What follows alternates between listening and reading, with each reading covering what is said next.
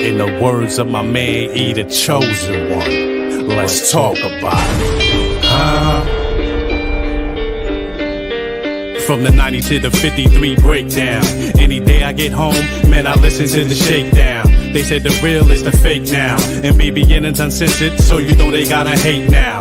Blow, that's only one or more shots. LRP, Freezy, even Nacho in the box. Linebackers matter, X-Shakes and J-Rock. End of an era, they shitted on Tom Cough. Steve from DC, called Shane Ben Vereen. Charlie Goham, Hands, Jerry Reese. D-Town Day, the challenge, what he say? You got a real debate, call up on Wednesdays. But stick to the topic, you call up on Tuesdays. You're all in the knock, call up on Mondays. Please make a slash free agency Thursdays. Only write our style for free on Friday, huh? What you know about the shakedown? Get your news from the 90 to the 53 breakdown. What you know about the shakedown? Get your news from the 90 to the 53 breakdown. What you know about the shakedown? Get your news from the 90 to the 53 breakdown, huh?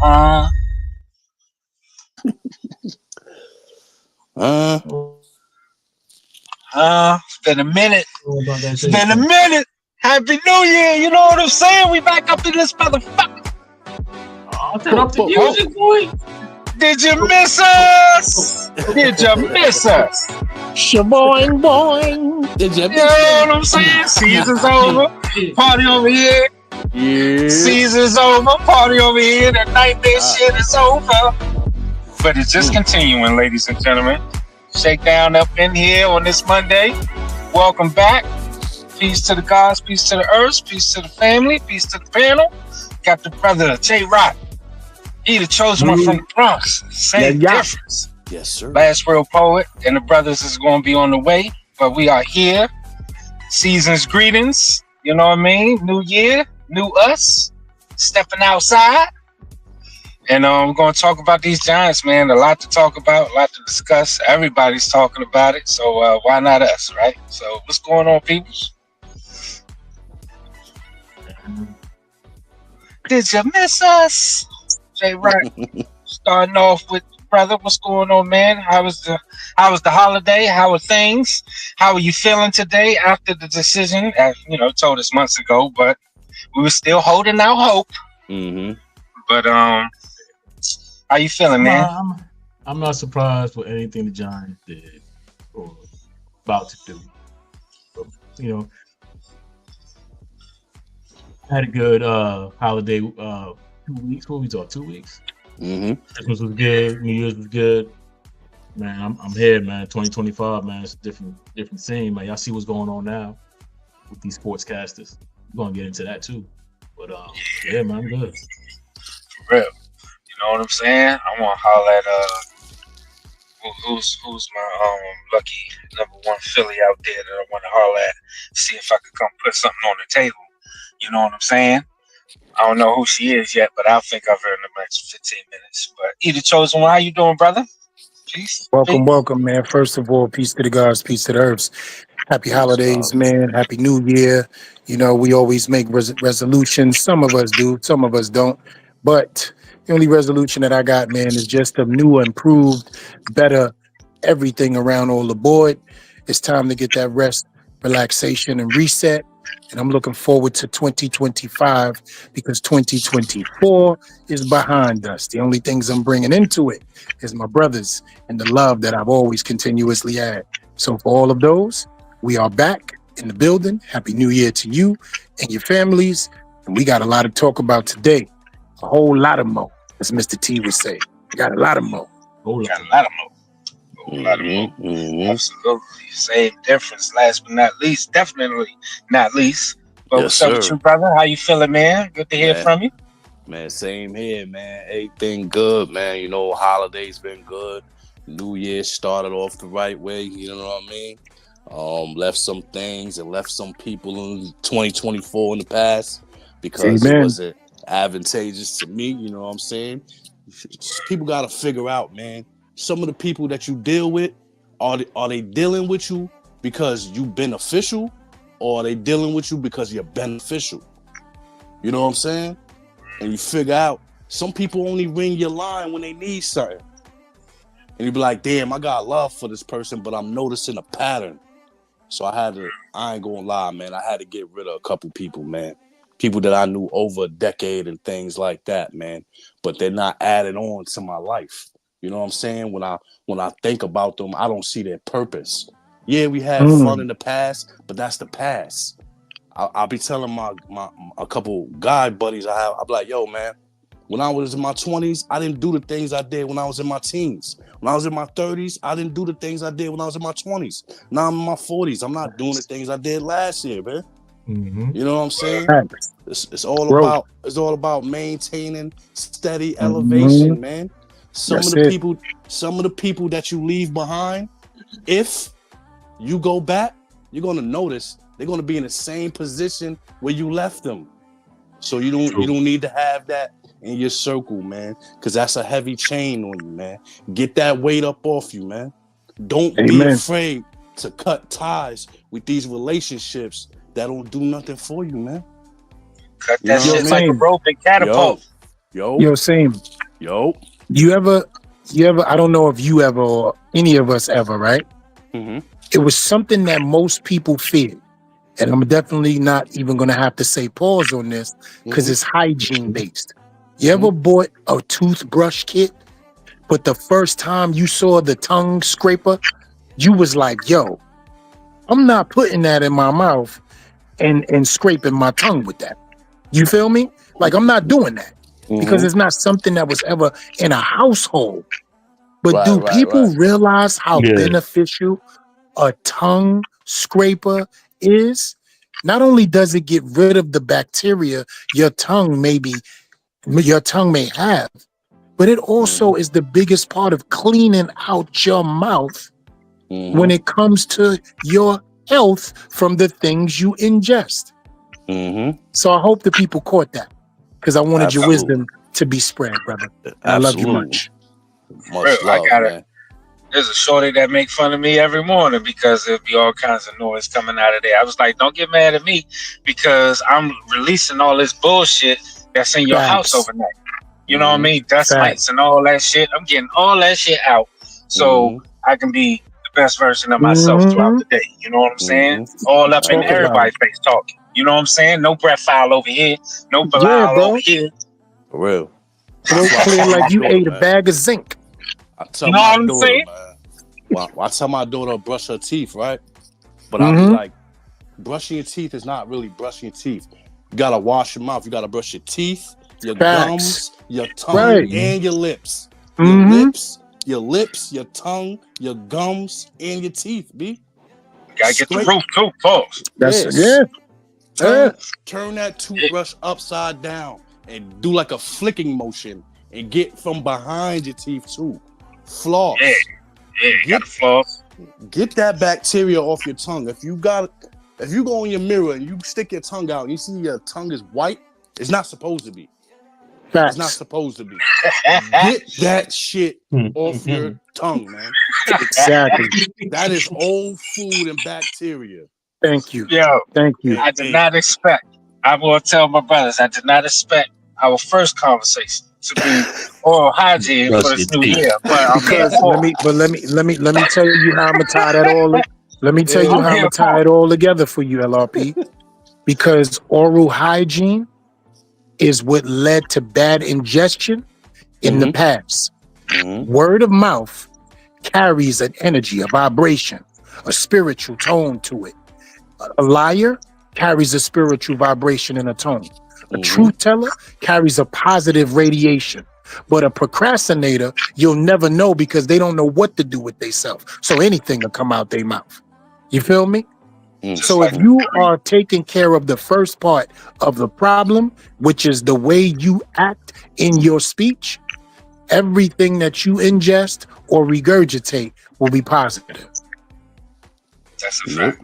That's a fact. Absolutely. And unlike we can say for the three fuddy duddies and one of them being here on the screen, I'm going to hold and reserve my comments until we get deep into it. But bringing the discussion to the people, and shout out to Chill Will, shout out to the French Gang, D-Don, G2 Marshall. Appreciate y'all family tuning in with us at the top of the hour. Love it. Got a like on Facebook. Appreciate that. Facebook listeners, you know what I mean? people on X, everybody. Come on in, man, and talk to us, man, because I don't know what to do with these folks, man. Oh, and no disrespect to my Caucasian brothers and sisters out there. Y'all know I love all y'all, but goddamn, to be these individuals and be able to keep their job is phenomenal. It's phenomenal. It's epic. A lot of surprised people. A lot of people thought that he would move on, but he decided to stay the course. And all I heard today was a lot of I understand the question, but not a lot of question answering. So I'm gonna open it up to the panel, man. How y'all feel? First reactions, you know what I mean? Kicking it up from the bottom. I mean, from the top to the bottom. Pause. J Rock, and then either chosen one the same. How y'all feel about the retention of our front office and coaching staff? It doesn't make sense to me, man. Like, nope.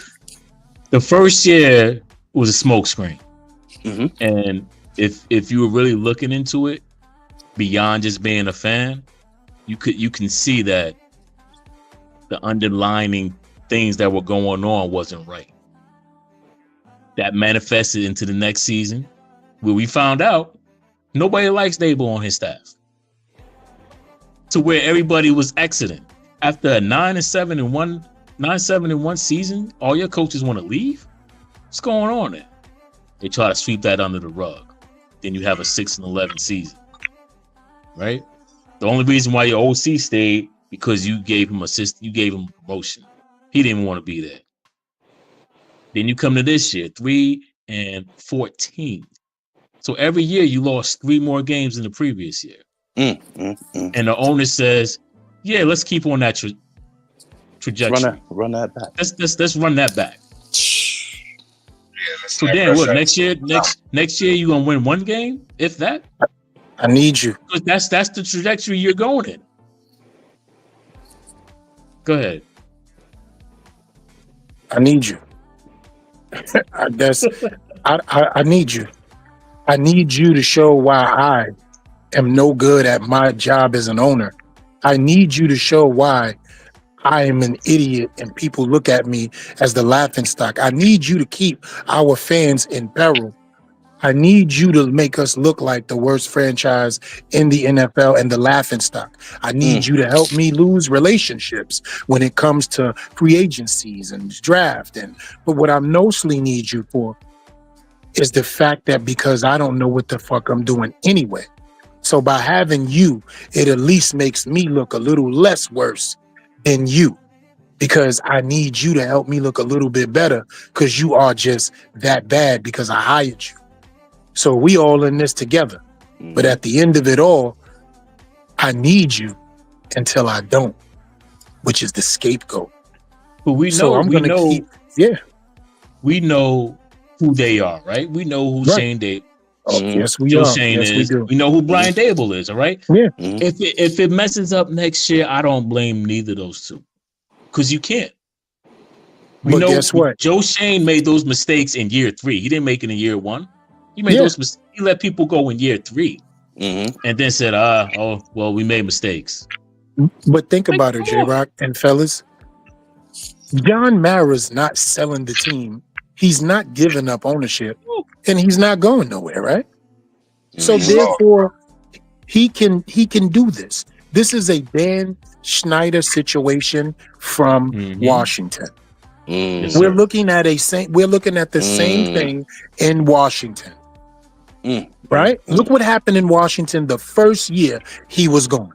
Exactly. The franchise completely turned around. It was his old ways, his old wisdom, his non-football IQ, and his non-ability to be an owner productively in an organization. And that's all John Mara is. He's a name. He's an offspring. He's a child of. He's an inheritance. He's not the guy. And that's why we have these guys. Common theme. You know what I mean? As we're going to get into later, people getting in position where they don't deserve to be. You know what I mean? And I agree with you wholeheartedly. He chose him from the book it down. They are not brushing their teeth, ladies and gentlemen. They're not washing their mouth. Mara, and not to talk about, you know what I'm saying, and not to talk about his character or whatever, or anything like that. For one, I'm going to need him to speak up in these press conferences when you're in the middle of a goddamn field. And I don't understand that at all. Why you always got to talk to the people when nobody can hear you? You know, soft spoken and too soft. But that's personal, whatever. Taking a little shot. But I don't understand how they say that they have a plan and you like their plan. They had a plan when you first brought them on, and that didn't work.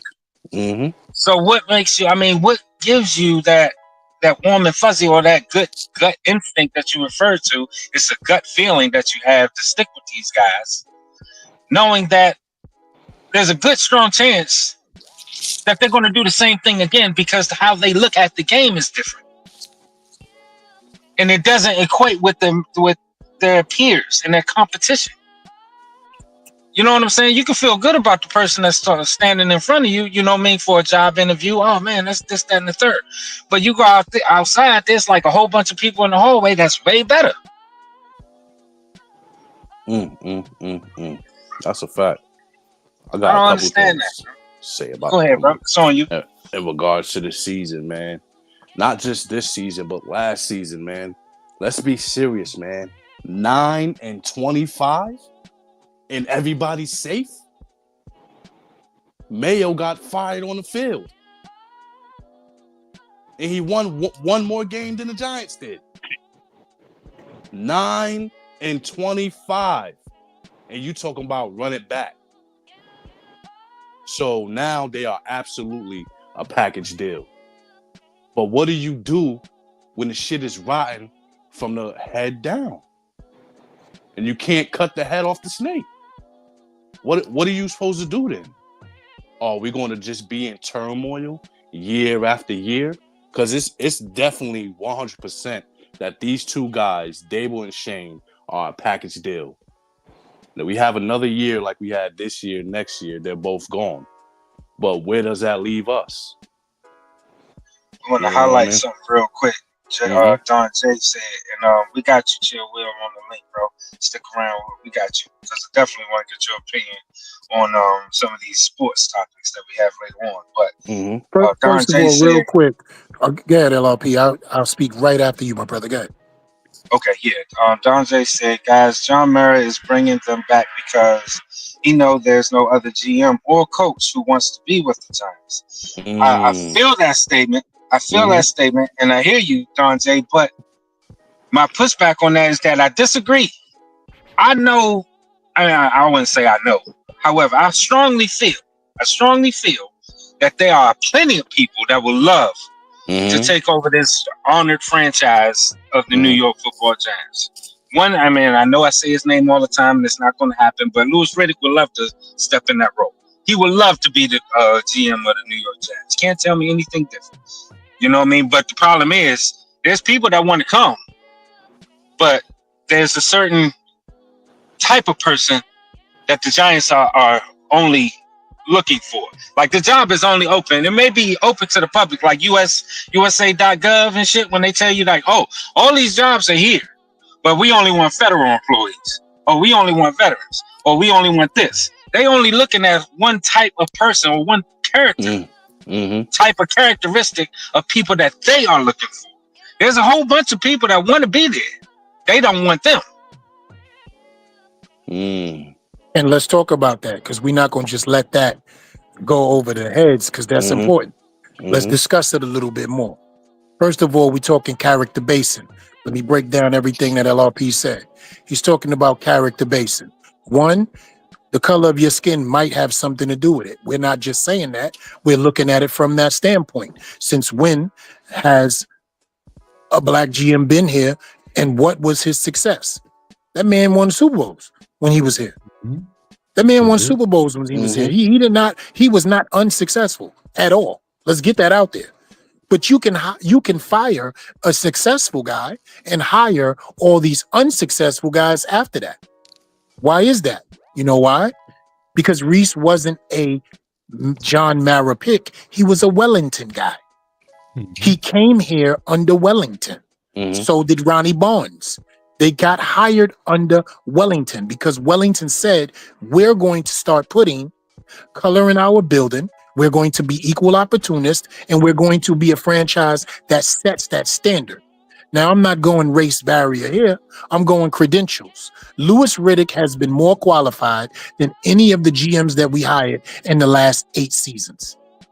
Why has he never been the GM for the New York Football Giants? And it's simple. Back to character basing. Louis Riddick is not a guy you're going to tell what to do. He's not a guy you're going to push around. And he's too intelligent when you put him in a room where you're going to make him feel like he can be undermined and not listened to. Mm-hmm. You know what I'm saying? Mm-hmm. If y'all really want to talk, let's talk. No, I agree with that wholeheartedly. And, you know, it might be hired by the Jets in a couple That's of my weeks. point. You know what I mean? So we shall see. But I think he's a perfect candidate. You know, the experiences and places that he's been around. Go ahead, J-Rock. Can I say that? And Yes, that's a perfect point you brought up, E, because no one can tell me, I don't care what you think, that John Mara didn't have an influence on keeping Daniel Jones. Because if he didn't, he would have fired Joe Shane and Brian Dable. But because he had the influence on them on keeping Daniel Jones here and giving him that fucked up contract, that he said, okay, I'm gonna give y'all a chance now. Now y'all can pick y'all quarterback. Right. Now y'all can pick y'all quarterback, and if y'all fail, it's on me. Right. But see, the slippery slope that leads now is because, see, to me, by you retaining these guys, you're retaining them for the next 3 years now, in my opinion. And the reason why I say that is because now you're going to get a rookie guy, or I don't even know where they're going to go still, because we still have that lingering thing, black cloud over my head of why in the hell would you look a gift horse in the mouth and give away your first round pick for a meaningless ass game when you could have locked in that first one pick against the loss against the Colts and still got your one victory satisfaction versus the Eagles or whatever. But that's neither here nor there. You know, we can't predict that shit. But you get a new guy in here, and he's not lightning in the bottle like a Stroud, like a Daniels. Yep. You know what I'm saying? And that's very seldom that happens. Yep. You know what I'm saying? You're going to have to give them now time to work with this new rookie guy, if it's a rookie guy. Yep. Now all equals up to run it back. And let's talk about that. They're gonna be here for more than 1 year, especially if they get a rookie quarterback. Yep. They're gonna be here for more than 1 year. So let's talk about how fans play more of a role in this franchise than people want to think about, right? They're flying planes over the stadium. Crazy work. Come on, man. They're flying planes over the stadium. Tickets are not being sold. Other opposing teams are filling the stadium against our team just so they can watch the embarrassment of the way their team is going to come into our stadium and win games. We didn't win one game in the NFC East for the first time in the history of the New York Football Giants. Run it back, then. And it's your 100 years. Shout out to Shakes real quick. He predicted that shit. 3-13. I had no idea. Shouts out to him. He called that shit. Hold on. Let me bring that up because I got a slide for it. Nice. Oh, we got your book. Oh, okay. Oh yeah, I put it in the book. And I'm glad G242 was in the audience today because he said on April 26th that Tyler Nubin will be better than Xavier McKinney. Nubin had 98 total tackles. McKinney had 88. Nubin had 0 sacks, 0 interceptions, 1 forced fumble, 1 fumble recovery. McKinney had 1 sack, 8 interceptions, 1 forced fumble. Shake down book. In the year predictions coming to fruition. We put it in the book last year, ladies and gentlemen. Calvin Jr. said on April 26th, 2024, Trey Hawkins will be better than what we think. Trey Hawkins didn't even start. Oh, What do that's we crazy. think? What? Yo, when he got in that, he got Said I in was one drinking game. that day. What do we think? Yo, he got in one game late in the season, and he was better than I thought. He was physical as hell, and then hurt He himself. was. I was like, what the fuck? Trey Hawkins? Exactly. Playing shoulder? Oh, All that physicality got him hurt. Yeah, got him hurt. For the fact that he made business decisions, right, and stayed healthy, and then when he finally decided to play football, got hurt. Is the reason. You know why? Because none of that impact absorbency and shock absorbency from actually playing football helped his body out. So when he played it for the first time, his body was like, oh, hell no. Yeah. Shouts out to D2 Boss. He said I was drinking that day. Yo, You sure was, bro. one Yes, you thing, were. Nubin's arrow is pointing up. Is pointing in the right direction at least. Though, you know what I mean? So we got one. We do have a safety. You know what I'm saying? Like, True. So you come to me. I had two on me. I said the Chiefs will not go to the Super Bowl and will not be the number one seed. Well, the Chiefs are the number one seed. I'm still waiting on that second part. On that same day, I said the Bucks will be in the playoffs and will win the division. Yeah. The Bucks win the division and they in the playoffs. So All I got right. that. Nice. All right. Damn. All right. The last one is Shakes. Shake said Jeremiah Trotter Jr. will be the top linebacker in the league and will have 200 tackles. Yeah, he was smoking. Jeremiah Trotter had 25 tackles total. And 175 away. Yeah, he was definitely drinking all that thing. 11 of them tackles came in Sunday's game. Exactly. I was just about to say that. Mm-hmm. Against the Giants. That was April 22nd, 2024. But on August 19th, before the season even started, he said the New York Giants are a 3-win team. The New York Giants finished at 3-14. Crazy. That's crazy. That's crazy. None of us would. I wouldn't have guessed that. And we said that too. If they are, and he asked that question, if they are in the season at 3-14 or have 3 wins, do they survive? And we said, hell no. Ain't no way. Ain't no way. They picked the guy. They picked their quarterback. They had a chance to get a quarterback. Look at Penix. Penix, oh my God. I'm not going to say nothing. I'm not going to say nothing. Man, I can't say nothing. Bro. I'm not going to say a word. I'm not going to say a word. It's bad, bro. And they get to keep their job, man. And I'm like, and they say they got a plan, but and the thing that irritates me is when people say, I understand the question. And all 3 of them learned from the same book. They all said it. I understand the question. I understand the question. They all had pressers today. If you guys haven't seen it, Mara, Shane, and Dable. In the year pressers, the players got a chance to speak and everything. So it's over. But I can't believe that they were able to retain. And I don't have any faith. I don't care about their plan because their plan was shit the first time. The only solace that I do find is that we do got money. We do have space for, cap space and all that.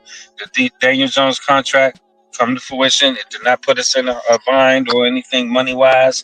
So we will be able to get some money and spend. But I'm just looking at the players that they are scouting and evaluating. And I'm looking at the players that they bring in here for this man to coach. And I just don't have any confidence. Nobody got better unless it was individual, a challenge for that individual to want to be better. Like a Neighbors. Neighbors said, fuck y'all, I'm going to be who I am. And, he started showing out. And a couple of individuals did that as well. But as a team, I don't see it, bro. I don't see how they're going to bounce back. Two bright spots on offense. Malik Neighbors, Tyron Tracy. Everybody else was mid to under average. Injuries included. Injuries make you under average and mid because you don't play, which is your best availability, as my brother Sam says. So therefore, you was mid or under average. Nobody on that offensive line was above average because either they got hurt, something happened to them, so they was mid and under average. The only person who showed a spark above that nasty playbook was Malik Neighbors and guess who? Tyron Tracy, a 5th round drafter. Yeah, that's it. That's it. Devin Singletary wasn't him at all. He sure was. You got Shakes with Montana. us. Just came into the building. We just got finished talking about you, bro. Your ears must have been ringing. Peace, man. Happy New Year. We're back in the building. Big Dash knows. We see you, bro. I've been checking you out, man. Salute to you, man. Love everything that you do, brother. We're gonna be putting the link out here soon. But what's up, Shakes? Hey, when y'all mentioned me, did y'all mention that I was a champion? No. That's why he came. That's why he came Yeah, on, y'all. That's why he yeah, came on. we'll if that's what you want, Yeah, right? man, can I get my flowers? Go ahead. You ain't the only one, Go brother. ahead. He said, "You ain't the only one. Well, get your flowers first, so I can get mine."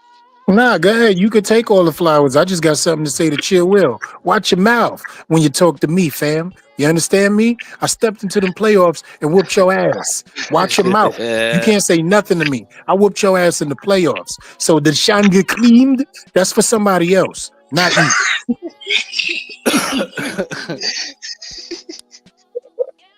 Beat him down, I beat you down.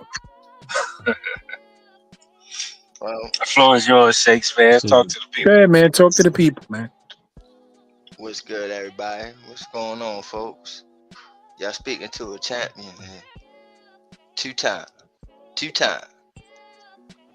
Revenge tour complete. You understand me? Everybody. It's complete. Everybody. Understand me? Say You know what I'm complete. saying? It's complete now. It's complete now. You know what I'm Kicked everybody saying? ass Oh, on the this way this out. my opening, right? This my Yeah. opening? Yes, sir. This the Yeah, floor is so- me? Yeah, good. Yeah. Oh, okay. All right, bet. Good. Because I got a lot to say. Hold on. I'm going to stay on this fantasy for a second, though. Two-time, right? I told y'all before the season started, I was fantasy angry. Because I was the top dog since we began. And then this motherfucker wants to win in all 4 leagues and overlap me. Pause. I ain't like that. I ain't like that at all. So I was angry and I wanted revenge. And for those who I wanted revenge on was LRP with his bum ass, Black Freezy with his bum ass, you know what I'm saying? And J-Rock, Mr. I want to win championships in 4 leagues in 1 year. Never been done before. Kudos to him. But I'm angry. And all season long, I'm whipping their ass. I'm whipping their ass. But, oh, Black Freezy with it. Oh, well, you better win some championships with all this. Oh, I will. You ain't with I my will. ass. Come on. Get that straight. Who won the overall joint and who won the championship? You said during the season. Next caller. You said So- during the season you was whooping everybody ass. Get out of here. Hey, what I tell you when you last won? I'm going to beat you when it counts, right? And what happened? I beat you when it counts. Next caller. So now, right? Okay, go ahead. So now, right? Go ahead. Wrap it up, B. I'm back on top where I belong. I am the best. I am the greatest of all Oh time. my God. And none of them can say anything about it. But shout outs to E, the chosen one from the Bronx. Because he finally won a championship. So shout outs to him. He is no longer deprived of a chip. But me, I have the most. I have the most championship appearances. I have the most playoff appearances. I have them all. Okay? I am the best. Alright? Now moving on. Gonna move on to this big blue shit. Because y'all haven't heard from me, and I got DMs on Twitter, Instagram, Facebook. Y'all just search for me. Shakes, we need to hear from you. How can they win this game? Okay. So all season long, I said, don't win. What are you winning for? There's no point. You're that bad. And you wait all the way till you get the number one pick. You got it. It's in your grasp. All you got to do is lose. Just lose 2 games. Just lose 2 games. That's all. You ain't got to do nothing else but lose 2 games. You know what? Can't do it. You know why? Because we the Giants. This is some bullshit, man. This is some bullshit, man. This is what I'm talking about with these Giants. I'm done. You got the number one pick and you fuck it up anyway. That's Giants way. That is the Giants way. Alright, cool. Already pissed off about that. I wake up this morning. And shouts to my girl. She wakes me up. She like, baby, you want what? Look at this. And I said, what? She's like, look. And I look. And it said that Mara announces that he's going to bring back Abo and Costello. Lord and Hardy out this motherfucker. You know what I mean? Right. So that's what we doing. We just lost in the sauce. So fuck what the fans said. Fuck the plane. Fucking flying over the shit. You know what I'm saying? Like, fuck all that. Fuck the people not showing up for the last few games. I can't even give away tickets. Fuck all that. Hold on for a second. The doors is open, everybody. Link is in the chat. Y'all can come on in. Yeah, fuck all that though, right? But fuck all that. Fuck the fans. You know what I mean? That's what they saying, not me. I love y'all. But you know what I mean? They saying fuck the fans. And y'all gonna continue to subscribe? Y'all gonna continue to go to these games?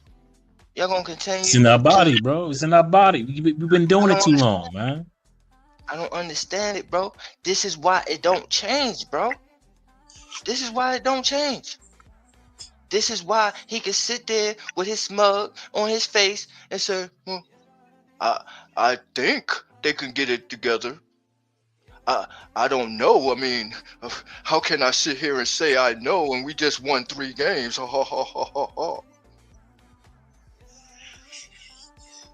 you watched the presser? You watched this presser?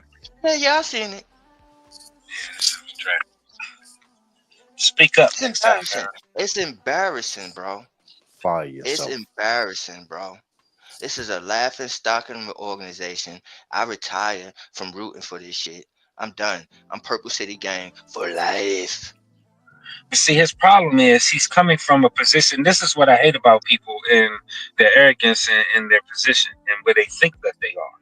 You know what I mean? He thinks that he has a higher level of critical thinking. He thinks that he has a higher level of problem solving and that, other people are too impulsive. They're too impulsive. Always wanting change, always wanting instant gratification. No. Because we was patient with this group for 3 years. And we side-eyed their asses when they started making those decisions. We all side-eyed it and said, wait a minute, hold on. Have you thought about you down the line? Have you thought other moves ahead? Have you thought about your division and how you need to run your organization in comparison to what you have to put out on the field against them? I don't understand it, bro. But yet we don't know what the hell we talking about, and you know everything. No problem. You know everything? Fine. We'll see where you are.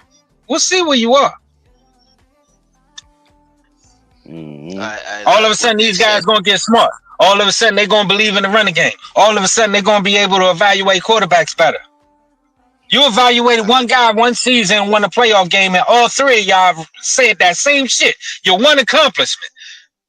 It's like a shitty ass husband. It's like, well, what about that time I bought you flowers? They were nice flowers. So he said one thing, right? He said that he likes what they said to him on Friday, right? That the plan going forward.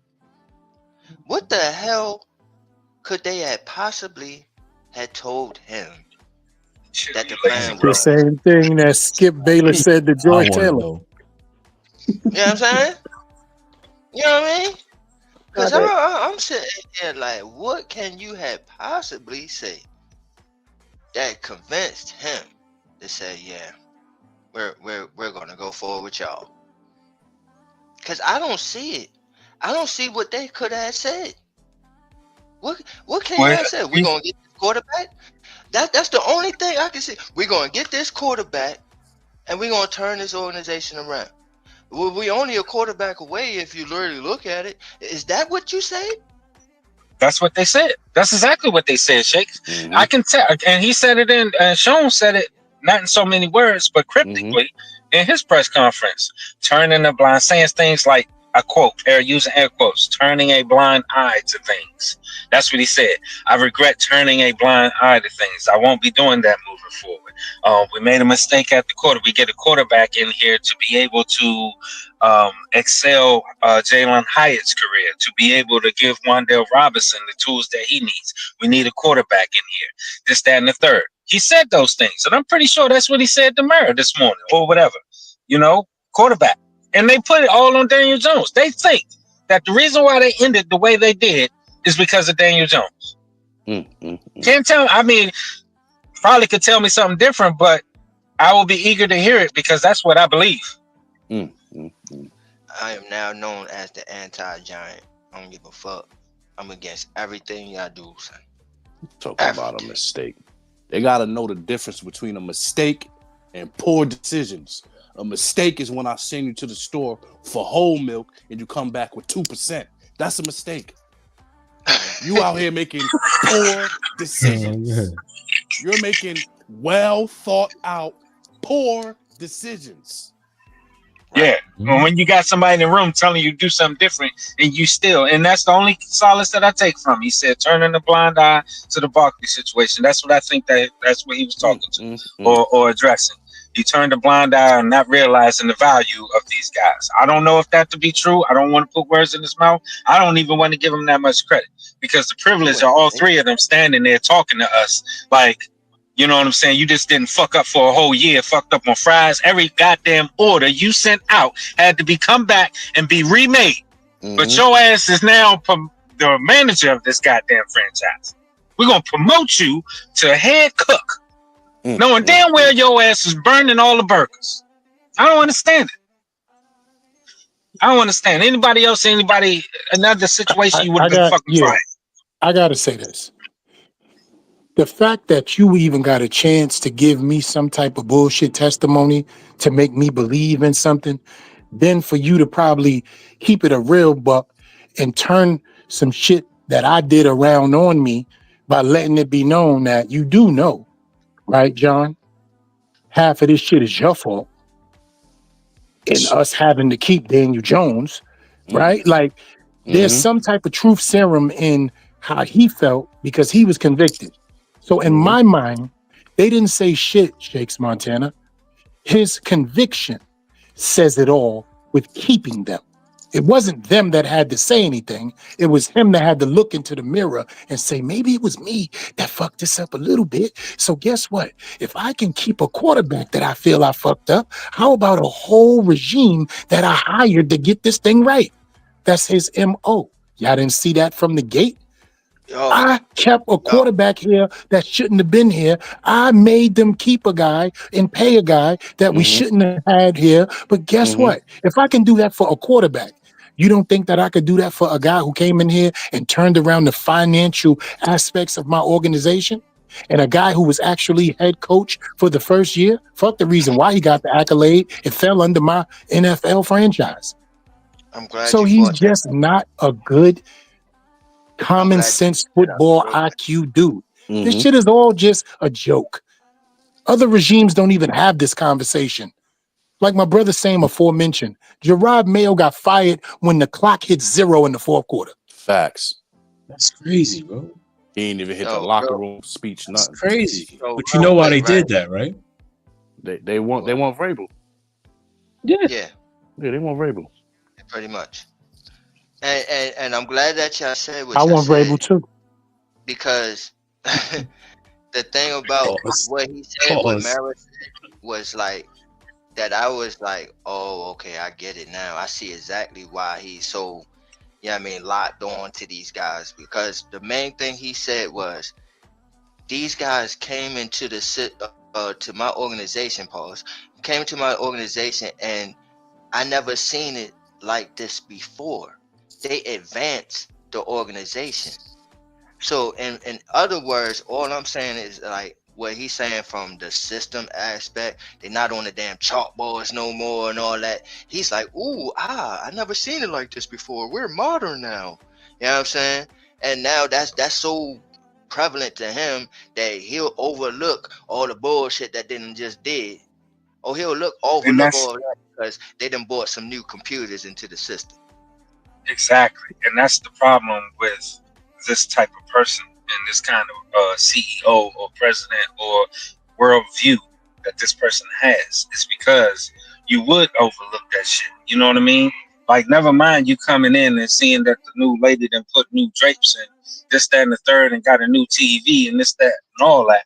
But you still got this individual that don't know shit about running a household or what it's supposed to Nice. really look like. You know what I'm Yes. saying? Like, Yes, go ahead, that is J-Rock. exactly it. That is exactly it, LRP. This team is not progressive, man. If you're telling me in 2021 that a GM comes in and says, "What the hell y'all got up here? Y'all got all this antiquated shit." Man, get with the times, man. Get with the computers. Get with the TVs. Like, what the fuck is going on? And then y'all wonder why this team is how this team is. Team is stuck, man. This team is stuck in the 90s, man, when they was winning. Like a motherfucker that just look productive. You see him walking you see the motherfucker walking around work with papers in his hand. All he doing is just walking fast. Ain't did shit in hours. He just moving. You know what I'm saying? Motherfucker look like he working. You know what I'm saying? Just moving with papers and shit. And just going to the printer back and forth just quickly. You ain't doing shit. Facts. I know what you're talking about. I got 2 people at my job like that. You know what I'm saying? You see, y'all know what I'm talking about. I'm gonna walk around all day, ain't did a motherfucking thing. For real. But every time you see him, though, he look like he headed to some place. Like, Yo, oh, look, motherfucker that tapped the motherfucker that tapped the crates when they already loaded on the forklift. He just smacking the crates like like he's saying go or some shit. You ain't doing shit just because you got new shit in here. Oh, we got new seats, and oh, look at the boardroom. It looks so nice in here. Like, fuck out of here, man. No, that was a perfect analogy. Like a shorty came through and was like, yeah, I'm put these new drapes in, I'm gonna get you new couch, new, new TV in it. But don't know how to run the organization and don't know how to put people and y'all still lose. I don't know how to cook, clean, take care of no kids, nothing. So my question is this, Shakes. You come in here and you upgrade the technology, you renovate the room, and y'all have a worse losing season. Explain that. Crazy. I know, right? Explain how you lose more after you upgrade those things. This is a question. Because it doesn't matter what you upgrade if you don't know how to use them. The New York Football Giants does not know how to acquire, use, or develop talent. Acquire, use, or develop coaches. Coaches also develop. When you look at these winning organizations and these franchises, those are not the same head coaches as when they first came in year one. They have gotten better throughout their lives as well. Yeah, and we're waiting for year 4. They're talking about Kevin O'Connell, and what he's done to Darnold and any quarterback that came over to the Vikings for that matter. He's in his 3rd year. And look where they are. And look where they were previous seasons. Every season they gotten better. They moved up, and he's done that without a franchise or a franchise guy. These has been guys that came in, and he just coached them up. So whether that is Daboll still remains to be seen.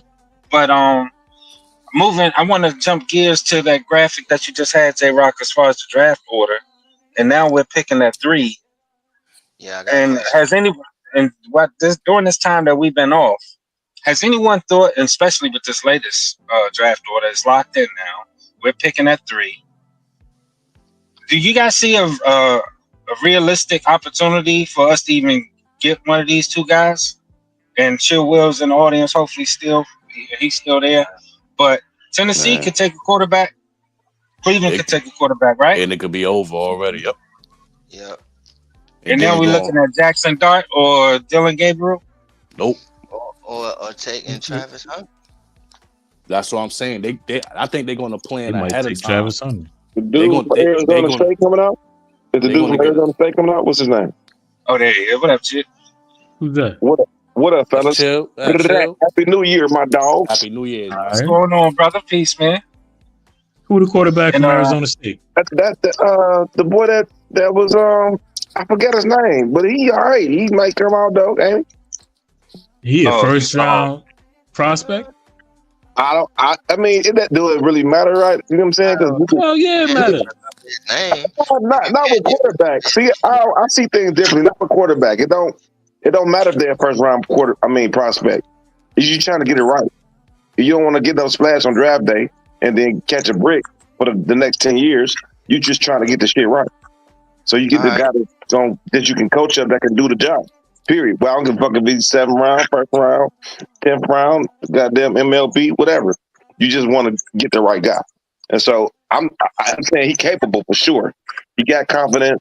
You might not pick him in the 1st round, but that might be a good thing because you get the right guy in the 1st round and you pick your future quarterback in the 3rd or the 4th. You know how you I'm not saying that you know what I'm saying? I want to hear that shit. I got you, but I'm just saying that's typically how stuff works when you get a franchise quarterback. You normally, I mean, it's 50-50. It ain't no real science to it. You know what I mean? Hey, y'all got enough quarterbacks, y'all. Go ahead and just take Travis Hunter. Who, me? Who, us? He ain't get past. You think Tennessee's not going to take Travis Hunter? Tennessee might get a quarterback. I'm saying how Tennessee high needs y'all a think y'all quarterback. on Levis? Y'all don't think Will Levis is the answer for them? Even if he not, are you passing up on Travis Hunter? That's what I'm saying. If they do believe in Will Levis, that's the best thing for us. I hope they go QB. If they go QB, man. I hope you right, Shakes. I hope they do too. I hope they do take Travis Hunter. Then I'll make our job easy. I always thought y'all would get either one because I'm thinking Travis Hunter is the number 1 pick. I mean, you're right, but who's going to pass up on Travis Hunter? That'd be crazy. People who's not got a quarterback solidified, right? But we already see. But you don't need to. We already see how quarterbacks are made. Quarterbacks are coached. Period. Quarterbacks are you come into the right situation and you coach your quarterback up. We've seen that too many times in this league. You just don't draft a quarterback. You make a quarterback. Period. Bill Belichick already told you how you do it. Hold on. So do you even like Shador or Cam Ward? No. I do. I'm not saying that. I'm just saying do you just pick the quarterback, which is it's always a shake of the dice, or you pick the generational talent. I'm not saying either one in the wrong. I hear what you're saying. I hear what you're saying. You saying they might not fit their system. Yeah, I mean, would it be smart though? Like it seems time to the time where that's not a decision. It wouldn't be. You're right. It wouldn't be if they look at these 2 quarterbacks who supposed to be the top 2 quarterbacks, and they saying, look, we don't like them. They don't fit our system. We're gonna go with the best player. That's how you pass up on Michael Jordan, right? Yeah. So I don't know what their philosophy is, but you want to. That's a quick way of making yourself a different way to make yourself a laughing stock. You know what I'm saying?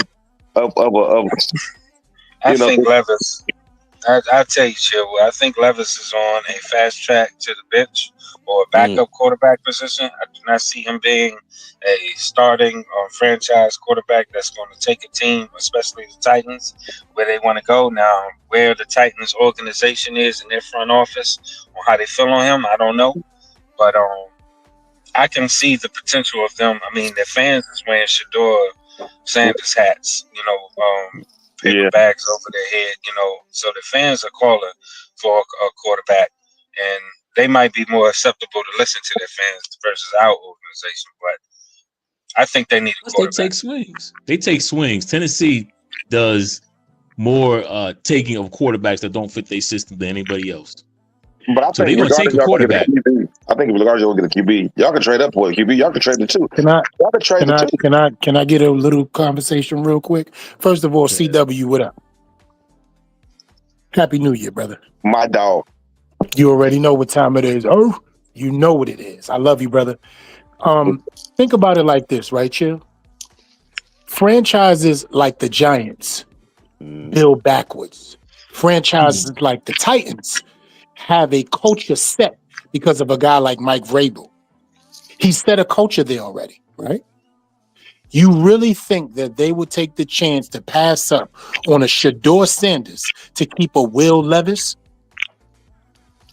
and then pick Travis Hunter and nobody to throw the ball to? Or do you pick a guy who can get the ball to anybody and you still have a Calvin Ridley? You still have, you know what I mean? You still got some pieces over there and some wide receivers or whatever. And you get this guy who will be the better development player for your future than a guy who you just know is based off talent and will be somebody that to reckon with in the NFL, meaning as a Travis Hunter. The quarterback is always going to be the cornerstone. And if Will Levis was the guy, we wouldn't even have this conversation because we'd already be confident knowing they wouldn't be choosing a quarterback. He's not the guy. The fact that we have to have this convo. What I mean is that what if he isn't the guy? We get that. We probably not the guy. So they probably know that. So it's not even if he's the guy. That's the wrong question for me when I'm thinking it. I'm thinking like, does it even matter? Are we going to pass up on Travis Hunter? A guy that's not, you talking about throwing to, we ain't got to worry about throwing to because he get on the other side and lock the nigga, the other Negro down that's on the CD Lamb or whoever, lock him down. Not only then get on the other side and then catch touchdown. Do you pass up on the next Deion? Tennessee, I don't Tennessee think he don't care about ways, no bro, in this talent. league. Yeah, I don't think he playing two ways in this league. Do you think he's gonna be playing wide receiver? He gonna play wide receiver? He gonna listen. Whatever he chooses to do, he gonna have to do because he's not playing two ways in this league. That is too much for anybody's body, and that kid is not the biggest of guys to be doing that right there, bro. I think you're correct. I think he will be, and it's not gonna be maybe obviously. Just out to the whole game, but situationally, I think I'm not gonna put him out there if I know he can lock up a CeeDee Lamb or whoever, Justin Jefferson. If I think that's my best option to lock Justin Jefferson up or AJ Brown or what I'm saying. I'm gonna say this right. I'll put him out there. That's a prediction. Until he gets in this league and steps on this field, I'm not talking like that at all. I mean, but that's not either one is a prediction. E. No, it's not. No. Yes, the prediction of taking a quarterback over the best player in the draft is not a prediction when it comes to what me and J-Rock is saying about the Titans organization. They go through quarterbacks like hot knife on butter. They don't care, bro. They will grab a guy until they get it right. That's who they are. You should be one of the people that know all about this, being a Browns fan. You guys grab quarterbacks every year. And that's understandable. That's understandable. But we also grab Myles Garrett. You know what I'm saying? We also we didn't miss up on Myles Garrett. Because y'all have high draft picks every year because y'all was doodle. But I'm saying to you that this is a situation in that right. So you're gonna think about it. My point is that you can look at the past, of course you can draft quarterbacks, but this is a different situation. This is a special situation, right? All right, then put it in the book, y'all. I will say that. I'm not saying you're wrong. I'm just saying that I know. This is just how I put it in the book segment. Go ahead, J-Rock. You got it. Why you putting it in? Yo, the Tennessee Titans don't care about no damn talent, bro. They had a top 5 running back and a top 5 receiver that they let walk out the door. They've been drafting quarterback. They drafted Malik what's the kid name? Malik Willis. Yeah, you right. Malik Willis. Yeah. And then talk about it. Next year, drafted Will Levis. Yeah. And let who go in those 2 years? DeAndre Hopkins, AJ Brown, and hold on. Derrick Henry. They let Derrick Henry. You know what? Let me not even talk. But that's what I'm saying. When do you learn? What I'm saying to you is that when do you learn? Right. So I'm not saying they can't. They may do exactly what y'all saying, but I'm smart. When I learned that that's a mistake, after I made 3 or 4 this last 2 years. I think they take a quarterback, tell you the truth. That's just me. I think they do. Oh, I don't know, but I think they do. Cleveland, I don't know what they. I mean, if Who y'all anything, taking? Who y'all we taking? yeah. Y'all taking a Where quarterback? would you like them to go? Yeah, that's Listen right. here. If we taking a quarterback, well, if they don't take Travis, I think we'll take Travis. I don't think we're that stupid to pass on Travis. Y'all ain't taking no Let me tell you Nah. something. Listen to me. Uh-huh. If they don't take a quarterback, and Mhm. Travis is there, we're taking Travis. It ain't no if to have that convenience of. Right at the book. Right The- now. I got you. Hell, hold on. Let me write that up. And I'm gonna tell you why. Because a guy like Write that up. Flacco, a guy like James that don't have the interceptions can run our offense. We got Cooper, we got Coop, we got Judy. They're making a Pro Bowl with 4 or 5 quarterbacks in this offense. Sean Watson coming back? Yeah, he coming back, but he ain't. I don't know if he's gonna be starting, but I do When he know. gonna come back? Nah, he done. I heard he had a setback.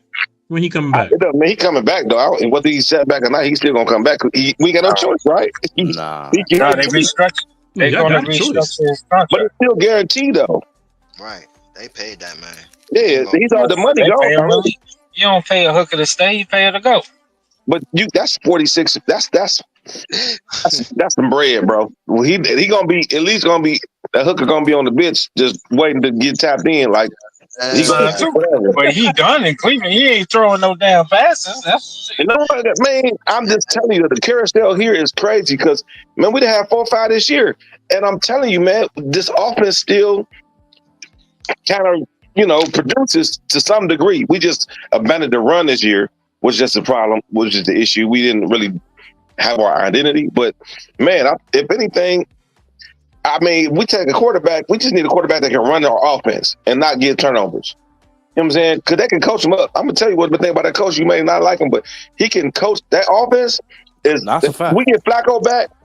We I can. like defense. I don't got no problem with defense. I ain't got no problem with our coaching staff.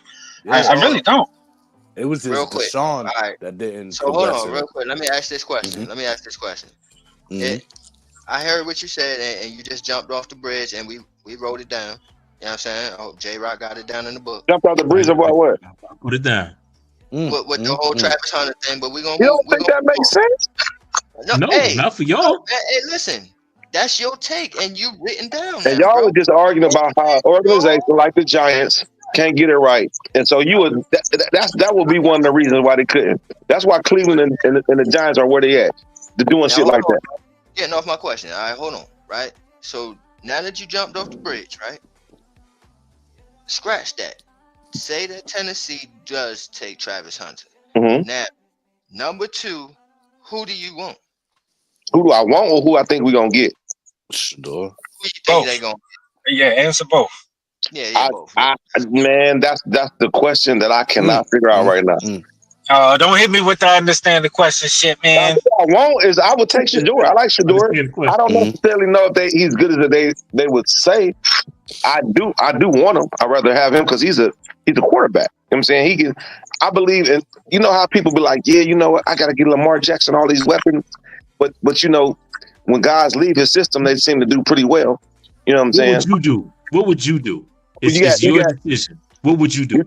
Yeah, right. So I'm saying I would get Shador because I don't want no quarterback that I have to get a bunch of weapons. I want a quarterback that's gonna make. That's supposed to be a quarterback. Yeah, that's what we just said. He gonna make his weapons.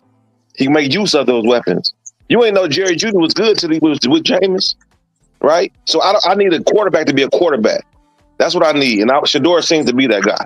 That's why I want him. I just got one question for you, Chill, real quick. After putting $200 million plus guaranteed in a man's pocket, you don't feel taking a quarterback as insurance for the next 3 to 4 years to make sure that mistake of guaranteed money comes back at least to help your franchise out? You wouldn't take a quarterback for insurance? No. I wouldn't. I told you I'd rather have Shador. But I'm saying if Travis Hunter drops to you, y'all act like I'm crazy. The consistent number one pick. Travis is a beast. The consistent number one pick for the last 2 years been Travis Hunter. So now I'm gonna outthink myself and pass on back to Jordan. That's what they did with Michael. You outthink yourself. Don't be stupid. It's football. It's simple. So my question is this as well. I Who's throwing heard Travis? Deshaun Watson is being restructured, right? Yes, sir. Yeah. Will he That's be just starting more next money. season? Deshaun Watson is the starting quarterback It's a for the wrap. Cleveland Browns It's a next wrap. season? Unless he do something super outstanding, unless he turn the Robo man or whoever, it's a wrap for him. It's the writing's on the wall. That's why it would be definitely smart for us to draft a quarterback because we ain't got to put money into him, right? Exactly what y'all saying. But if Travis Hunter fall to you, you saying that. So what if Travis Hunter? When we do pick Shador, right? And y'all Right. and they pick a quarterback, we pick a quarterback. Or I mean, for whatever our reason, y'all Right. not gonna pick Travis. I mean, if That's there's what. something. No, Yeah, we that's picking what. one of them white boys in my Situation to where mind. you got Cam and you got Trav right there or something like that. Y'all wouldn't want to That's pick what they Travis. want. No, But you that's don't what know the they want. situation though. You don't. No, You know I'm the just New York saying. Giants I'm just situation. thinking football just in general. I'm not saying the situation because situations to power things is what I'm saying. You can We don't pass have a up on it. quarterback. We I do got not have that. a quarterback on the roster. We don't got none of that, brother. But what I'm saying, I got you. But what I'm saying that the quarterback position needs to be coached. If I look at Sam Darnold, Baker Mayfield, Russell Wilson, Jared Goff, they need to be coached, and you need to have it from the top down. That's our problem. From the top down, we messed up. So no matter what you bring in, it ain't gonna be right until we get it right from the top down. But you talking about the dudes that's facing the same situation, What do you even mean? probably worse than you. Hold on, chill. Let me break down your roster for a minute, right? I'm not going to go through all 53 players. I'm just Right. going to break down all three phases of your roster. You got an offensive line that's comparable already. That's why anybody could get back there and throw the ball, whether they fuck up throwing the ball like Winston or actually can throw the ball and help a wide receiver out like Flacco. That's on them. Or you just trash like Bailey Zappi. That's on you. But y'all got a defense also that's comparable, top 10 in the league. Y'all got corners. Y'all got a defensive line. Y'all got one of the best edge rushers, if not top defensive player of the year every year. Y'all got pieces in place already that we don't even have. So you have a quarterback-friendly system. Without Nick Chubb getting hurt, y'all got one of the top 5 running teams in the NFL. This is what kept y'all relevant. Look at the things that keep y'all relevant outside having a quarterback. And look at the things that we've been irrelevant in, even at the quarterback. And I agree with that. I'm not discrediting none of that. But how do you get there? By making good decisions. We're not a good decision-making team. So what did it make you think whether you pick Jador or Cam that this gonna work? See, and that's what I wanted to Void jump of in all right of that. there. I mean, conspiracy theory. Call me conspiracy theory if you want, and that's fine. But I don't think that they are looking at these two individuals sitting at the top of the draft, i.e., Shador or Cam Ward. I think that they are absolutely elated that they are sitting in the third position because they didn't want the first position because then that was too much pressure for them to get it right, and they didn't know if they were going to be able to get it right. And I feel very confident that they don't know if they're going to get it right. So, yeah, third position, they are hoping that these two top guys are gone so then they can pick Jackson Dart, Dylan Gabriel, or Talk on it, or LRP. somebody that favors the complexion of who they want. See, that's where we at. That sounds. No, I agree with that. That sounds good. I can't listen. That sounds like y'all know. Y'all there, so y'all know. But that's right. That's what we saying. Y'all franchise don't have that. You know what I'm saying? Y'all don't got that problem. Y'all pick the best player, period. They don't pick the best, you know what I mean, the best, you know, of what they feel. Or Quinn Ewers or whatever. My thing and is they this. will strip talent due to analytics. This is my premise about it, though. If you don't get one of those top 2 quarterbacks, and no disrespect to my son Jackson Dart, I like the kid. 3. I love him. But you don't sit there and take that guy at number 3. You don't do that. You don't. So you go ahead and you take a Travis Hunter, and you go ahead and in that second round where you got an early pick, you take your quarterback. Take whatever quarterback there, whatever. If that's what you want to do, and you desperate for a quarterback, fine. You know what I'm saying? If you don't land one of those 2 quarterbacks, then you wait till your second round. You think Quinn Ewers is 6? Quick question. Quinn Ewers is 6 out of that? Where you got him? I got him over Dylan Miro for sure. I put Quinn Ewers as 4 for me, yes. Yeah, I think that's where I'll probably put him 4. Shakes, you was on the sun right there because I feel like the Giants do want one of the top 2 quarterbacks, and they're going to have to get a bridge quarterback during the offseason just in case Tennessee and Cleveland take both of them, and then they'll be left have to take the best player on the board, which would be Travis Hunter. And then Famous go ahead, James. and then go ahead in the second round and get your development guy, or trade your second round pick and another pick and move back into the bottom of the first and get another developmental QB. You know what I'm saying? Like or it was. Yeah, Man, yeah. That's sad. That's sad that we sad. even That gotta sounds great to come up me. with that.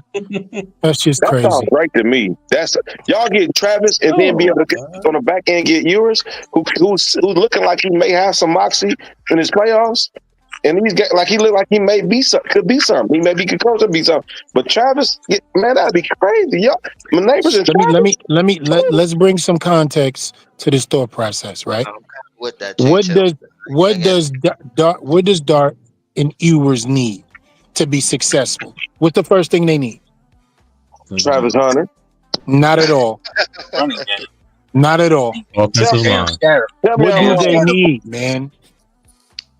Offensive line. Protection. Thank you so much. Guess what we're always suffering in? Yeah. I disagree. I think they need Travis Hunter because we all know you can get offensive line in second, third round. And here you go again, not recognizing our franchise. True. We got neighbors. What we need Travis Hunter for? No, we're not you, Chill Will. They miss on a lot of offensive We're not you, brother. You guys got it right. Interchangeable pieces that you can put any quarterback back there. 60-year veteran, 3-year starter, 5th-year reserve, 9-year bench player, and he has time. I get that. They still trying to get Neil up to speed. But you saying that Travis Hunter wouldn't be the best thing you give a quarterback? You got to throw him the ball, Chill Will. I get that. But that's where we get into our conversation with. Well, that's just a disagreement on that. QBs making wide receivers and wide receivers making QBs. Sam Darnold ain't as good as we think he is. He got Justin Jefferson and Addison in a line and a running game. Sam Darnold, you know what I mean? Like, that's got correct. Things around him. And he about to get ghost paid. You feel me? He about to act stupid on the free market. I'm thinking about a rookie quarterback. If you're gonna pick one and get him out there, one of the best things you can besides a lineman, you know what I'm saying, is Travis Hunter. Mm-hmm. See, listen to me very carefully, right? Chill, go ahead. No, I'm sorry, Sam. Go ahead, baby. Now, my whole thing is that right now, at this point in time, I don't see a quarterback that's worth the number 3 pick if it ain't the top 2. We'll have to move down, which we don't have relationships. You know what I'm saying? Mm-hmm. So that'll put us in a pickle. Pause. You know what I'm saying? Because what are we going to do in a situation like that where we're in need of a quarterback, but 3 is too high for the rest of these guys, and we don't have relationships to move down?